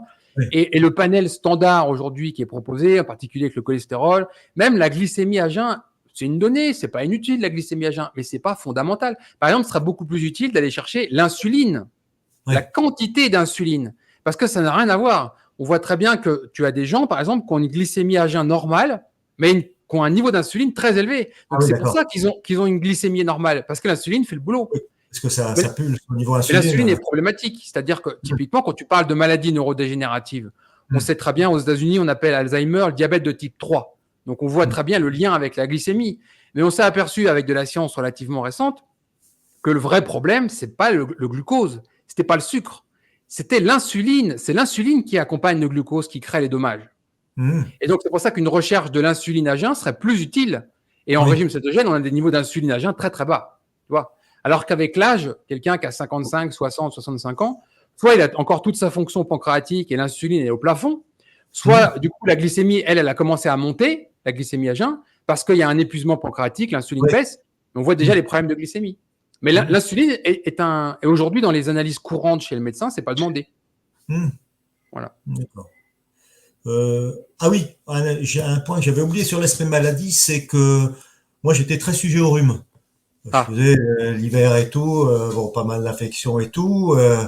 Et puis là, depuis qu'on est passé en alimentation cétogène, bah, on fait un rhume par an ou un rhume tous les 2 ans, ça dépend des schémas. Et en plus, je veux dire, quand on dit un rhume, ça va être c'est une petite gêne pendant 2, 3 jours, quoi. Alors qu'avant, c'était rhume, infection, antibiotiques, et ça durait 10 jours, quoi, avec de la fièvre et tout. Là, où quelquefois on a on sent qu'on n'est pas bien et tout, et puis le lendemain matin, bah, c'est fini, quoi. On fait plus de vrais rhumes, on n'achète pas on n'achète plus d'antibiotiques contre les rhumes, on n'achète plus les 3 sirops pour la toux grasse, la toux sèche, et puis je sais plus trop quoi, les trucs à mettre dans le nez. Là, on a réduit vraiment le budget pharmacie et parapharmacie de ce côté-là, quoi. Et Et moi, ça, c'est j'étais pareil. vraiment Tu vois, très sensible à typiquement, ça. pour moi, c'est quelque chose qui est ancré, c'est normal. Moi, je l'ai même moi-même vécu, hein. J'étais tous les hivers malade, 1 à 2 rhumes. Alors, grippe, rhume, à l'époque, on n'analysait pas, on ne sait pas ce que c'est Oui. un truc, tu as une semaine KO, tu as de la fièvre, et cetera. Bon, t'attends. Moi, en plus, je prenais pas de médicaments, donc ça traînait 1 semaine, 2 semaines. Bon, voilà. Tu arrives en régime cétogène, plus rien. Moi, j'ai plus de rhume hivernal depuis 10 ans, depuis que je suis en cétogène. Mmh. Et ça, tant que tu l'as pas expérimenté, tu te dis c'est impossible. Oui. Donc, c'est pas normal d'être malade tous les hivers. C'est pas Oui. normal. Mmh. Et un régime cétogène correctement formulé et des bons niveaux de vitamine D, Mmh. c'est quasiment la garantie de rien avoir. Alors, il y a des gens à qui on a enlevé les amygdales qui ont une faiblesse immunitaire à ce niveau-là. Les Mmh. gens qui ont des problèmes qui ont plus d'amygdale, ils sont affaiblis. C'est un premier rempart qui est retiré. Ah Mais oui, oui. avec un bon niveau de vitamine D, magnésium, bien sûr, un régime cétogène, mais on retire tout le problème. Tu te rappelles, j'en ai parlé dans la Céto Academy, étude de 74, où on Mmh. montre, scientifiquement parlant, comment les globules blancs sont affaiblis avec les apports de sucre, et c'est linéaire. Plus tu Mmh. amènes de sucre dans la circulation sanguine, plus les globules blancs sont affaiblis. Ouais. Et donc finalement, un régime occidental riche en glucides, c'est juste Mmh. le régime qu'il faut pour affaiblir sa défense immunitaire. Tout à fait. Donc là, il y avait eu aussi sans parler de grosses pathologies, de maladies neurodégénératives, sur l'aspect des rhumes, des rhinites. Bon, il y a vraiment eu un pas important. Je veux dire, on est Ce qui n'est pas vraiment désagréable tranquille. quand même. Non, non, C'est c'est pas pas désagréable. désagréable, surtout pour des gens qui étaient, je veux dire, sensibles à ce niveau-là, quoi. Mm. Voilà, donc, bon, bah, écoute, c'était un peu C'est un bon bilan déjà. Et bah, concrètement, on n'a pas parlé d'une chose, c'est la cuisine. Comment ça se passe? Tu fais 3 repas, 2 repas par jour. Qu'est-ce que tu mets dans tes assiettes avec ton épouse? Qui c'est qui cuisine à la maison? Comment vous vous organisez en cuisine? Alors, la cuisine, comment on s'organise? Bah, écoute, c'est relativement simple. Nous, on fait pas beaucoup de préparation. Alors, Mhm, de temps en temps, on fait une préparation de Nelly, mais c'est mhm. vrai qui a fait qui a des super recettes, enfin, qui donne je veux dire, c'est beau, c'est bon, c'est bien présenté, enfin, je veux dire, c'est bien expliqué. Il y a rien à dire. Alors, on a fait des recettes comme ça au début, parce qu'on s'était dit, on n'avait pas d'idée. Et Mhm. puis, en final, on est revenu sur une alimentation très basique, c'est-à-dire que euh, on va acheter nos avocats, on va se faire avocat mayonnaise, on va manger du saumon, on va manger, enfin, on mange de la viande, du poisson, on fait des brocolis, on fait des épinards, enfin, on fait des haricots verts, on fait du foie, j'achète des pieds ou des oreilles de porc pour varier, on va manger du cœur, enfin, je veux dire, donc c'est une cuisine qui est simple parce que l'été, bon bien, c'est moi qui cuis, donc je me mets au barbecue et je fais des viandes cuites au barbecue, enfin à la plancha pour mon épouse. Et donc, si tu veux, la cuisine, bah, je te dis, c'est simple. On achète, on mange beaucoup d'aliments bruts en final. C'est souvent On comme ça est qu'avec le temps. Ouais. ni transformé par les industries, Mhm, ni même, je veux dire, on va dire entre guillemets transformé par une recette. C'est-à-dire qu'on mhm, on reste sur des choses très simples, quoi. mhm. Et donc, c'est vraiment pas compliqué de manger cétogène. Je veux Non. dire, on prend les aliments, on va dans les commerces, on les achète et en final, on les coupe, on les met dans notre assiette, on les met à frire. Voilà. Euh, Donc, c'est de poisson, c'est de la viande, Mon c'est épouse des dit légumes. de la viande rouge, maintenant, ça la dérange pas de manger de la viande peut-être pas saignante, mais quasiment saignante, Mhm. alors qu'avant, ses goûts ont changé. Oui. Bon, je ne sais pas si c'est lié à Ah non, non, peut-être non, non, qu'on c'est important on, ça, hein. on ressent mieux les besoins de notre corps. J'ai l'impression quand on n'est plus sous le régime de l'hypoglycémie, il me faut Oui. de l'énergie, etc., d'aller chercher du sucre.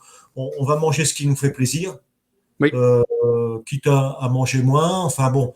Et puis, on a envie de ça. Bah, nos menus, tous nos menus sont pas forcément équilibrés je veux dire, au repas. C'est-à-dire que si j'ai envie de manger que de la viande à un repas ou avec 2 haricots verts, mais vraiment 2 haricots verts pour faire plaisir à mon épouse, je vais prendre 2 haricots verts et puis je vais manger 2 steaks hachés. Elle va préférer manger un steak haché puis manger avec des haricots verts, par exemple. Bon, mais on se prend plus la tête je veux dire, à se dire il faut une entrée, un plat, un dessert, un truc comme ça. C'est plus en fonction des envies et en final ça simplifie la vie.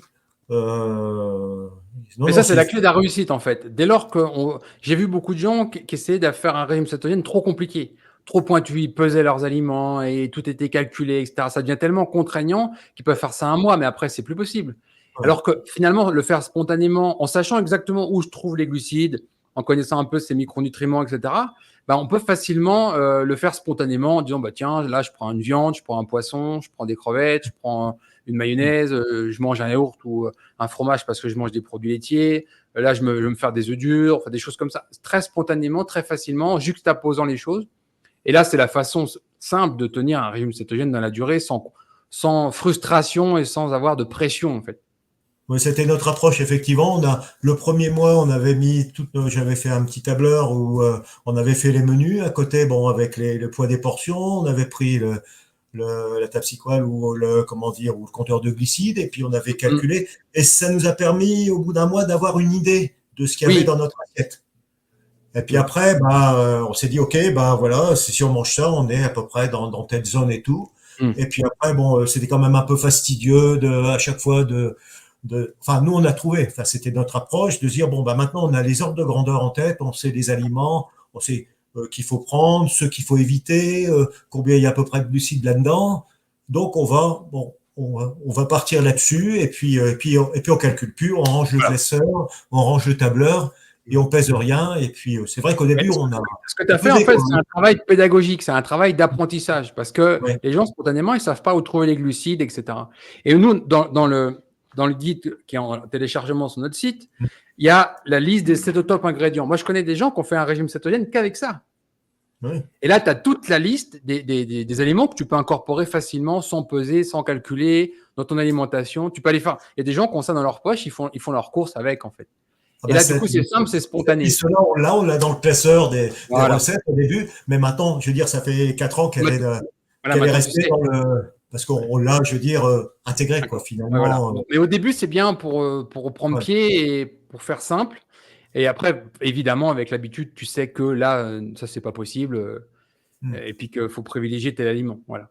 Mais il y mm, a un côté pédagogique, en fait, de tout ça. mm. Mm. Eh ben, Voilà, c'est donc, c'est- c'est très bien. Vous vivez cétogène ensemble, vous le vivez simplement, vous ne vous prenez pas la tête, vous avez un résultat dans vos vies, vous n'avez pas de médicaments, vous êtes en bonne santé, vous avez retrouvé une meilleure forme, tu suis ta mm. passion. Moi, je suis vraiment, je te félicite vraiment parce que c'est un très, très beau résultat. Bah, moi, je te remercie. Par contre, en retour, parce que c'est quand même, je dis, on est dans cet état-là, c'est grâce à toi, grâce à toute la pédagogie que tu as réussi à transmettre, aux conseils, aux recettes. Enfin, je veux dire, c'est un tout. Je veux dire, enfin, avec Nelly, vous avez eu le, je dis, le courage de faire d'une part une approche pédagogique, scientifique, et après une approche pratique à travers les recettes, à travers les aliments à utiliser. Donc ça fait un tout qui permet pour celui qui veut se lancer là-dedans d'avoir vraiment un guide et puis des arguments pour avoir envie d'y aller. Parce qu'au début, c'est vrai que on se dit ouais, ça va peut-être pas marcher. Ah oui, mais moi je mangeais du pain, je vais pas pouvoir me passer du pain et de la confiture et du Nutella et tout. Et puis non, mais à travers tous vos écrits, votre site et tout ça, il y a vraiment toute cette pédagogie, ces conseils qui font que finalement c'est assez facile d'y aller, quoi. Il suffit juste de le vouloir et puis après on se laisse guider par tous vos travaux de recherche, même si de temps en temps on va vérifier certains points et tout, mais Il faut, il faut toujours vérifier. Moi, je le dis toujours, il faut croire personne sur parole. Il faut aller voir les sources. Il faut vous faire votre propre opinion. Vous ne pouvez jamais vous contenter dans la vie de dire j'ai décidé de faire ça parce qu'un tel fait ça. ouais, Parce que là, dans ces cas-là, vous devenez un âne. Moi, je vais le dire ouais, clairement. Vous suivez quelqu'un, vous faites quelque chose sans comprendre ce que vous faites. Moi, j'invite tout le monde, mais sans exception, à aller vérifier la source, l'origine, et à comprendre, c'est-à-dire être capable de réexpliquer aux autres ce que je fais. J'ai décidé de faire ça pour telle raison, telle raison, telle raison. Ça ne vous garantit pas d'avoir raison. Ça ne vous garantit pas d'être dans le vrai. Mais au moins, vous avez une démarche. Et puis, si ça ne marche pas, ou vous êtes capable de réajuster. Ça, c'est important. Parce qu'on voit trop de gens qui suivent les modes. Typiquement, tu parlais des régimes à la mode l'été, un magazine féminin, il lance une mode, tout le monde s'y lance. Les gens, ils ne savent pas ce qui se passe derrière en coulisses, mais ils suivent. Et c'est dommage. Moi, j'invite vraiment les gens à croire personne sur parole et à aller vérifier les informations et à vous forger votre propre opinion. Alors après, bon, nous, on fait pas tellement de prosélytisme autour de ça, parce que c'est vrai que on s'aperçoit que c'est quelquefois compliqué. Plus on en a des bénéfices, alors on voudrait persuader Oui, c'est vrai. les autres, mais il y a quelquefois un sentiment de rejet, même si on explique, ils n'y croient pas et tout. Alors après, je veux dire, on a laissé faire les choses, et puis finalement, bon, bah, mon fils s'y est mis, il a fait l'alimentation cétogène. Ensuite, bah, il y a ma sœur et mon beau-frère, bah, qui, alors ils appellent pas ça cétogène, ils appellent à faible glucide, mais quand on regarde, ils sont autant cétogènes que nous. Il y a mon beau-frère qui a fait des tentatives, mais bon, c'est comme ils le font, sa femme le fait pas, sa fille le fait pas, c'est compliqué, quoi. Oui. Donc bon, au moins il a baissé ses glucides. On a un copain de promo avec qui j'étais allé aux États-Unis faire notre trip en camping-car. Ils ont écouté quand même, donc maintenant ils prennent plus de jus d'orange au petit déjeuner, par exemple, plutôt prendre une tranche de lard avec 2 œufs, quoi, Oui. plutôt que des trucs très sucrés. Donc bon, aujourd'hui, quand il y a un certain nombre de personnes qui se sont un peu inspirées de nous, je veux dire, mais sans qu'on ait eu besoin de faire. Ils ont juste vu les retombées. Et C'est la meilleure preuve, en fait. C'est la meilleure preuve. À basculer. Parce qu'au début, on disait, mais s'il faut le faire, il faut que tu le fasses, c'est vachement bien, mais enfin, on n'a pas trouvé que c'était la bonne solution, quoi. Non, la meilleure façon, en fait, c'est l'exemple personnel. Tu vois, moi, ça fait 11 ans que je suis en régime cétogène. Au début, j'ai fait comme ça aussi. J'avais eu l'impression de découvrir quelque chose de miraculeux, donc j'ai voulu en faire profiter des gens. Et j'ai compris aussi que ça servait strictement à rien. C'est comme parler à des gens d'un sujet qui ne les intéresse pas. Donc voilà. Et puis, on a un autre problème, je l'ai déjà expliqué, c'est que la nutrition fait vraiment partie de la personnalité des gens. Typiquement, tu vois, si je t'attaque volontairement sur tes opinions politiques ou sur tes croyances religieuses, eh bien finalement, en te parlant de nutrition, ça active les mêmes zones du cerveau. C'est-à-dire que ta nutrition fait partie de ta personnalité. Et les gens, quand on vient leur contester leur façon de manger, c'est comme si on s'attaquait directement à leurs opinions politiques ou à leurs opinions religieuses. Ils se mettent en sécurité, en fait. Ils sont comme étanches. Donc ça ne sert à rien. En fait, ça fait un conflit, mais concrètement, ils n'entendent rien. Donc il vaut mieux, par sa propre réussite.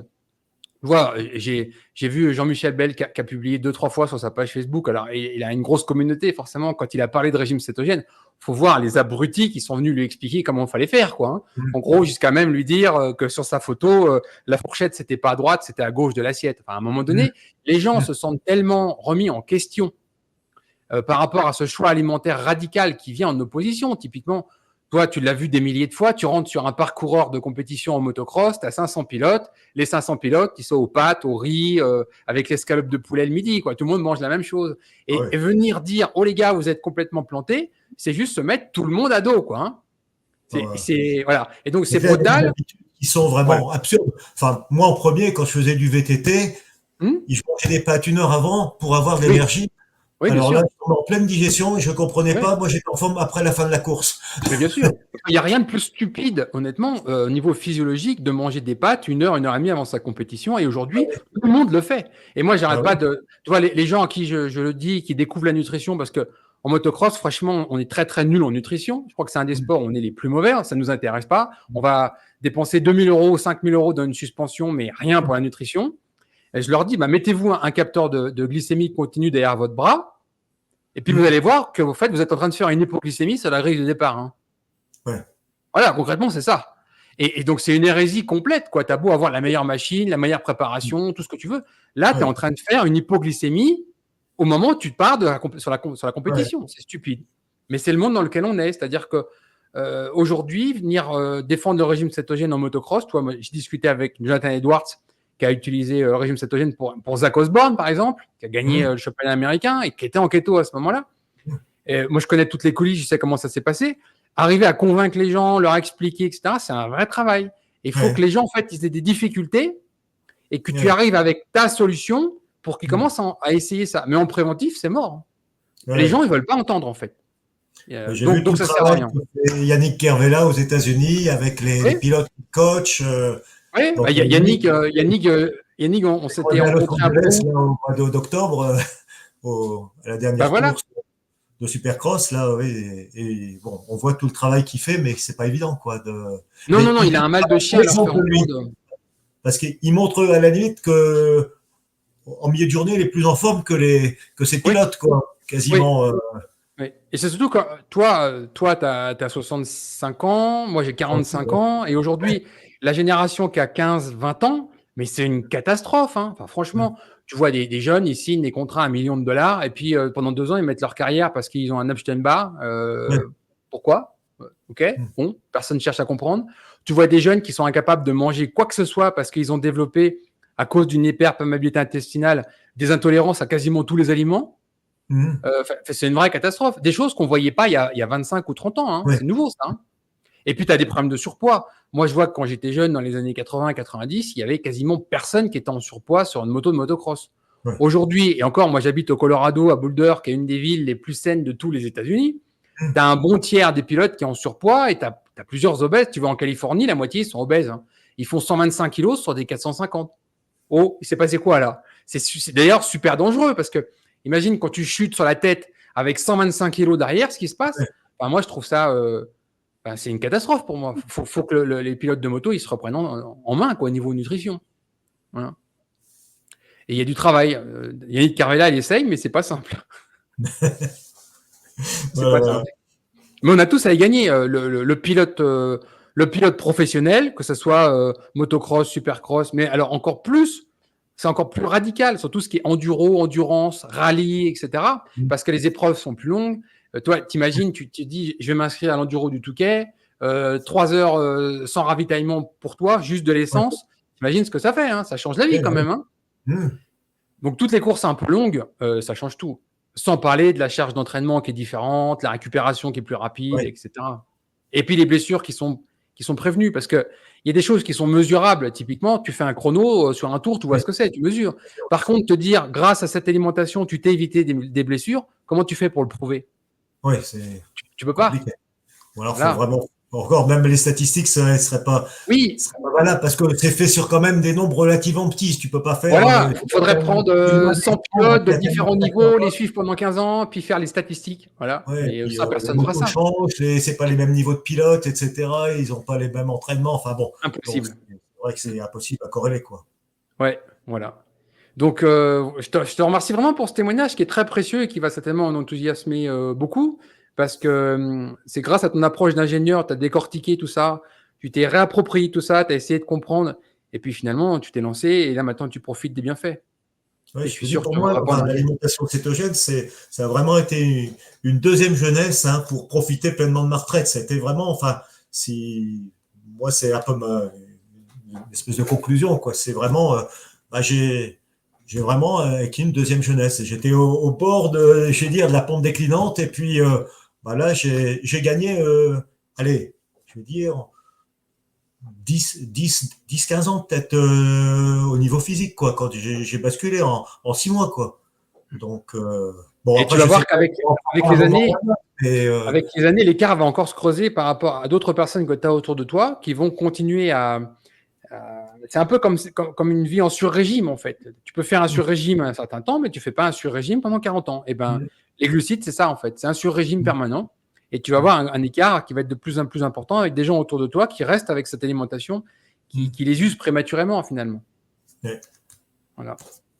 Je vais te laisser le mot de la fin. Qu'est-ce que tu veux dire aux gens qui t'écoutent, le message que tu voudrais donner aux gens qui hésitent encore quel serait ton mot de la fin ? Moi, je dirais, premièrement, il n'y a pas d'âge pour commencer. Il n'y a pas besoin. Je veux dire, on peut commencer à 60 ans et puis en retirer d'énormes bénéfices. Ça, c'est le premier point. Il ne faut pas avoir forcément des objectifs sportifs, ambitieux, ou avoir des maladies. Je veux dire, ne serait-ce que pour le bien vivre, le bien-être, bah, commencez à n'importe quel âge, même si vous avez 60 balais, 65 balais, allez-y. Euh, Ça, c'est le premier point. Puis le deuxième point, bah, c'est pas quelque chose de compliqué. Il faut préparer un peu son truc. Et puis après, bah, je veux dire, la cuisine cétogène, c'est simple. Il y a pas à se prendre la tête.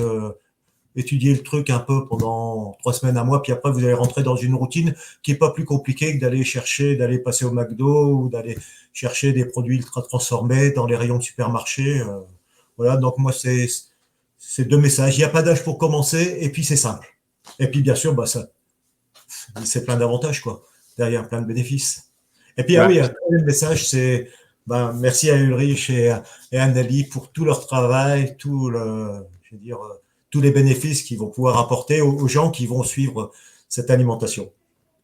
Voilà. c'est vraiment gentil. Je te remercie encore beaucoup pour ton témoignage. Et puis, il ne nous reste plus qu'à créer une petite équipe enduro pour faire un enduro avec que des pilotes keto dans le sud de la France ou en Auvergne. Je verrais bien un Raph, Pierrick Paget, JMB, Cyril Lemoine, Yannick Carvela qui viendrait spécialement des États-Unis. Il va y Et avoir quelqu'un qui me prête une niveau moto là. sur place. Et on se fait une petite course avec une équipe spéciale Eat Fat to Be Fit, l'enduro keto. Ça serait pas Why mal. not? Why not? Sponsorisé. Allez, avec le soutien de Moto Verte, on leur lance un message. D'accord. Merci beaucoup. Je t'en prie. Allez, À au bientôt. revoir. À bientôt, À Vernon. Merci bientôt. encore.